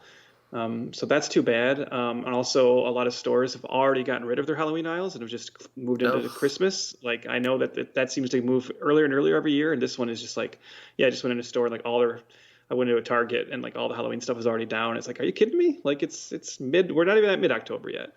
So that was frustrating, but I've been watching a lot of horror stuff, and it seems like, we talk about how like Disney Plus threw up some Halloween specials. There's a lot of like Netflix is putting out like a lot more horror stuff. Shudder's obviously doing they had the Elvira and Joe Bob special. So I feel like, there's a new Halloween movie coming. I don't know how, whatever. It's a Halloween. I'm always excited for a Halloween movie actually in a theater as a Halloween. So yeah, I think it's been good. Yeah, and also on the Peacock too. Mm-hmm. So I mean, it's everywhere. Like I feel like in a weird way, even though we're like kind of in COVID, kind of not in COVID, like we're half foot in, half foot out type thing. I feel like this, maybe it's just like shit was left over from last year on some of these things, but like, yeah, I feel like this year is like actually more like a, Halloween. I've been watching a lot of the Halloween films, getting ready for the new one to come out. Rewatched Halloween '78 and then the 2018 film I finally rewatched, so I'm ready for the new one. And yeah, it's here. It's still pretty warm during the day, but it's finally cooling off during the night. So if you go out driving around in the night, you get a little bit of the fall flavor. And I agree with you 100%, man. When you're in a warm place during October, it kind of sucks because you don't feel like you're getting the full emotional feeling of it. Yeah, for sure. Yeah. But yeah, man, keep those horror marathons going. Trev, I want to thank you for going on this literally 2-year crazy boogedy, Yeah, I mean, and I don't like. What do we now? I feel lost for like. What do we do next October? I was like, do we just continue the Disney Plus trend and just do Muppets Haunted Mansion next year? Which I don't even. I want to see a Muppets Haunted Mansion, but I couldn't even tell you what it is. Is it a movie? Is it a special? Is it 10 minutes long? Like, I think it's 50 minutes, so it's a special. Yeah. Yeah, you never know. We'll give it a watch, and then we'll decide if it's worthy next year. But yeah, I don't know. It's always one of the funnest times to. It's like, unfortunately, like here we kind of do horror all year round, but still, it's always nice to at least do one episode to, remember stuff that gets you into the season, and also to talk about James Bond during Halloween, because yeah. Because for some reason they decided to release this one in October instead of November, which to me is always the Bond month. But yeah, that was weird. And I think if you look at the box office, even though it is number one, I think it still was like I don't know. I think they kind of stepped in the doo-doo there, being like, oh, the last week box office did 90 million. Sure, everybody will want to come out again the next week to see a big blockbuster. Just read about how the opening weekend for it was like pretty much in line with like most of the Bond movies. Yeah. I don't know why they just it's one of those things where they definitely overinflated their like expectations of this. I think just because of COVID, they thought box office was going to be dog shit all year long, and then when Venom kind of popped up and a couple other films kind of popped up and did what, they're like, well, if Venom can do 90 million, then Bond's got to do 100 million. I was like, Venom's also like 90 minutes in for stupid kids, Exactly. Like Bond skews to an older audience and it's 2.5 hours. So, Real quick, Trev, I haven't seen the new Venom film. I saw a debate, and I couldn't remember myself. I saw a debate online. Should Carnage have a tongue?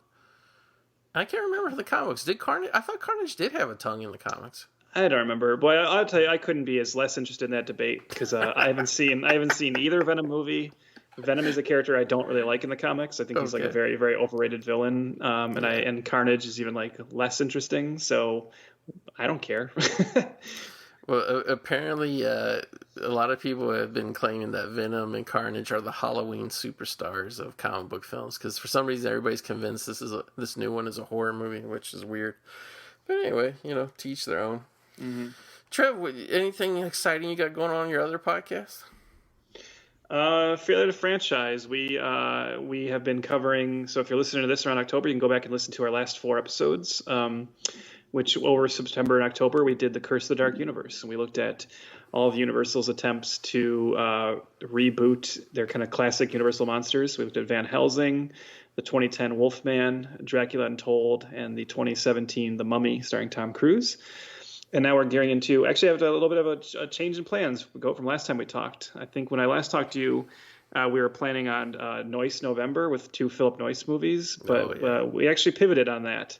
We decided to take we're still going to get back to that at some point. But this year, with all the hype for the new Matrix film coming out, which we are excited about and everyone loving that trailer, we decided to actually spend November looking at the 2 failed Wachowski franchise attempts with Jupiter Ascending and Speed Racer. Interesting. Yeah, I think that's a good time. I mean, then again, it's like I can't imagine a better month to talk about Philip Noyce than November, but at the same time, they kind of did force your hand. They forced our hand, and also, if we're being honest, if you want a little peek at how the sausage is made, our numbers actually did start going up a little bit with the Curse of the Dark Universe episodes, and we asked ourselves, is the best way to follow that with a Blind Fury episode? Maybe not. So, yeah, you never know. I have to say, I play the numbers guessing game, and it usually, when I get too conscious about what to release next, it usually backfires. So, but you never know. But you guys know what you're doing better. You guys are, it's like I've always, obviously I've known you as a podcaster for going on 10 plus years, but I'm always, he hypnotizes me, your co-host Chris. He tells me to hit the tribe and subscribe, rate, review, whatever you do.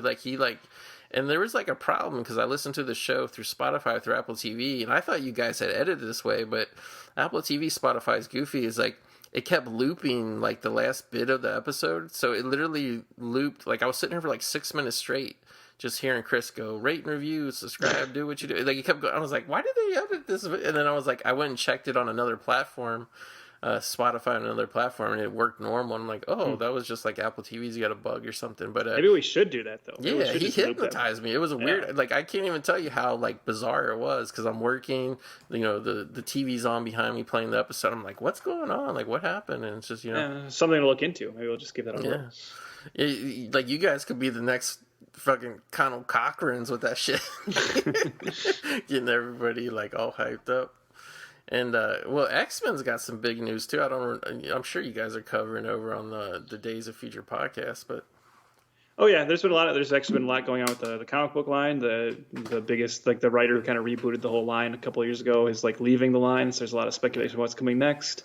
Every day we're inching closer and closer to something happening with the X-Men in the MCU. So soon we'll be talking about all that. So as we've been waiting for that, we've just been going back and kind of reviewing like a lot of older storylines and issues, and still chugging along there too. We just hit our 150th episode. That's amazing because when you guys started the show, I was like, how are they going to keep this going for a long time? Because a lot of podcasts, come and go, they go for a couple of years or whatever. But then when I started listening to the episodes and I started realizing how deep of a dive you and Joe were doing, I was just like, oh, these guys, like I guess there's 60 years of X-Men, they can do 60 years of podcasts based on. Mm-hmm. But yeah, so awesome podcasting empire, amazing. I can't believe it. Like from where we came 10 years ago to now, I can't believe all the proliferation. I know. Look at us. Look at we both of us have gone through multiple shows. Mm-hmm. Think about all the movies we've talked about. Amazing. All building to Bride of Boogedy. Exactly. I think we can just kind of like this is probably be the last episode of the movie graveyard ever. It's a swan song. Yeah. How will we ever top this? I mean, in true fashion. But yeah, that's it. I just want to wish you guys a happy Halloween. Have fun. Stay safe. Have a good time. Trev, obviously, I want to thank you for, really having the cojones to step into the ring with Boogedy, not once, but twice. Of course. Anytime you need me, you can just send out the Trev signal, and I'll be back in the graveyard. So. Exactly. So, everybody, thanks again, and we catch you right back here again soon in the movie graveyard.